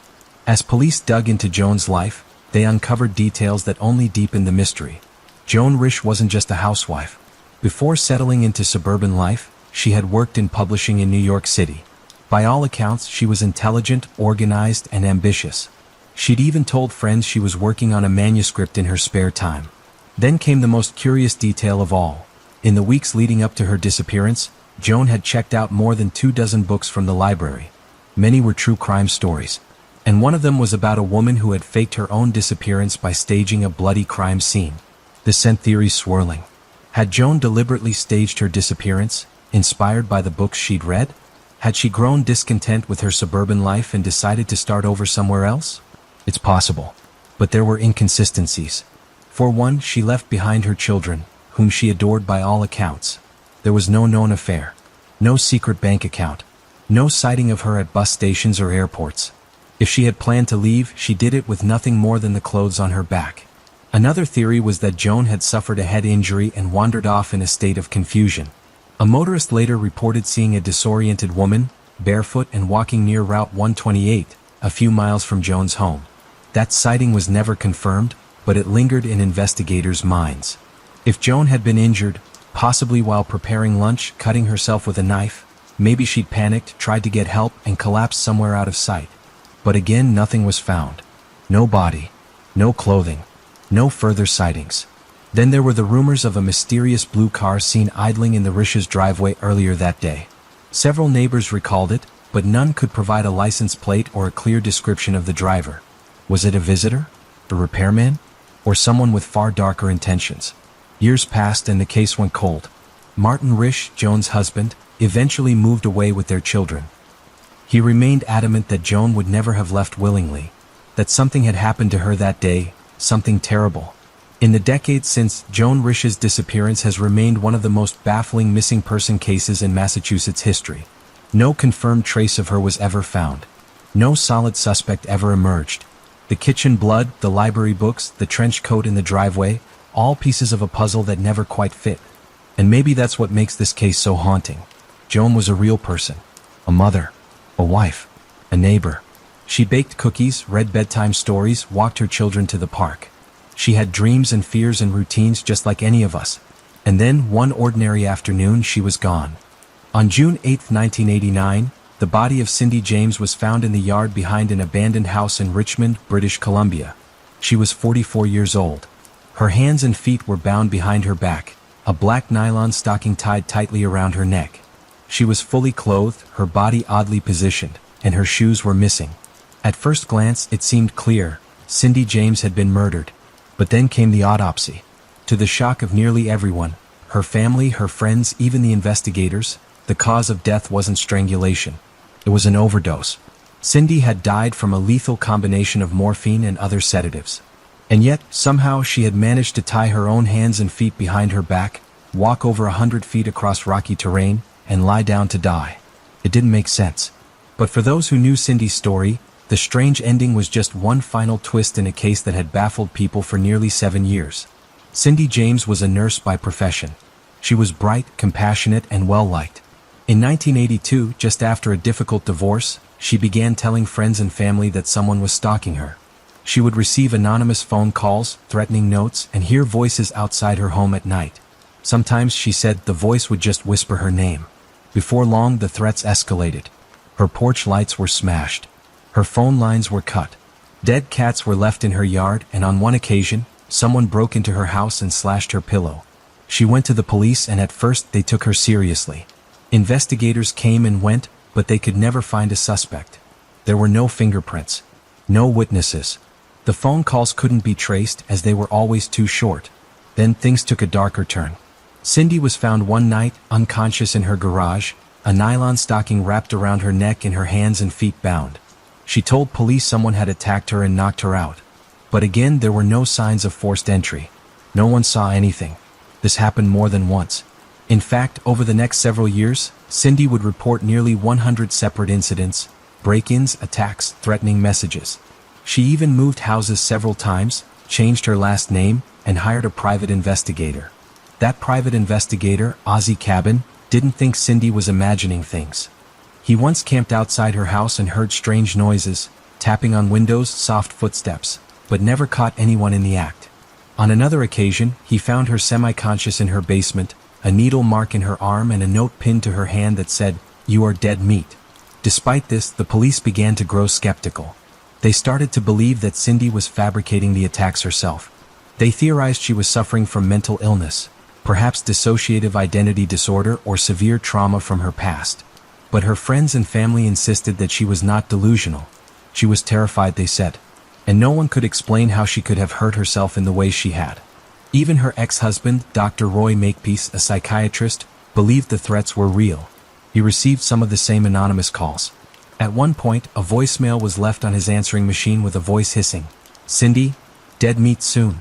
But no one could ever track the calls. No one was ever caught in the act. After several psychiatric evaluations and stints in hospitals for depression and trauma, Cindy began to withdraw from those around her. She didn't trust the police anymore. She kept many details to herself.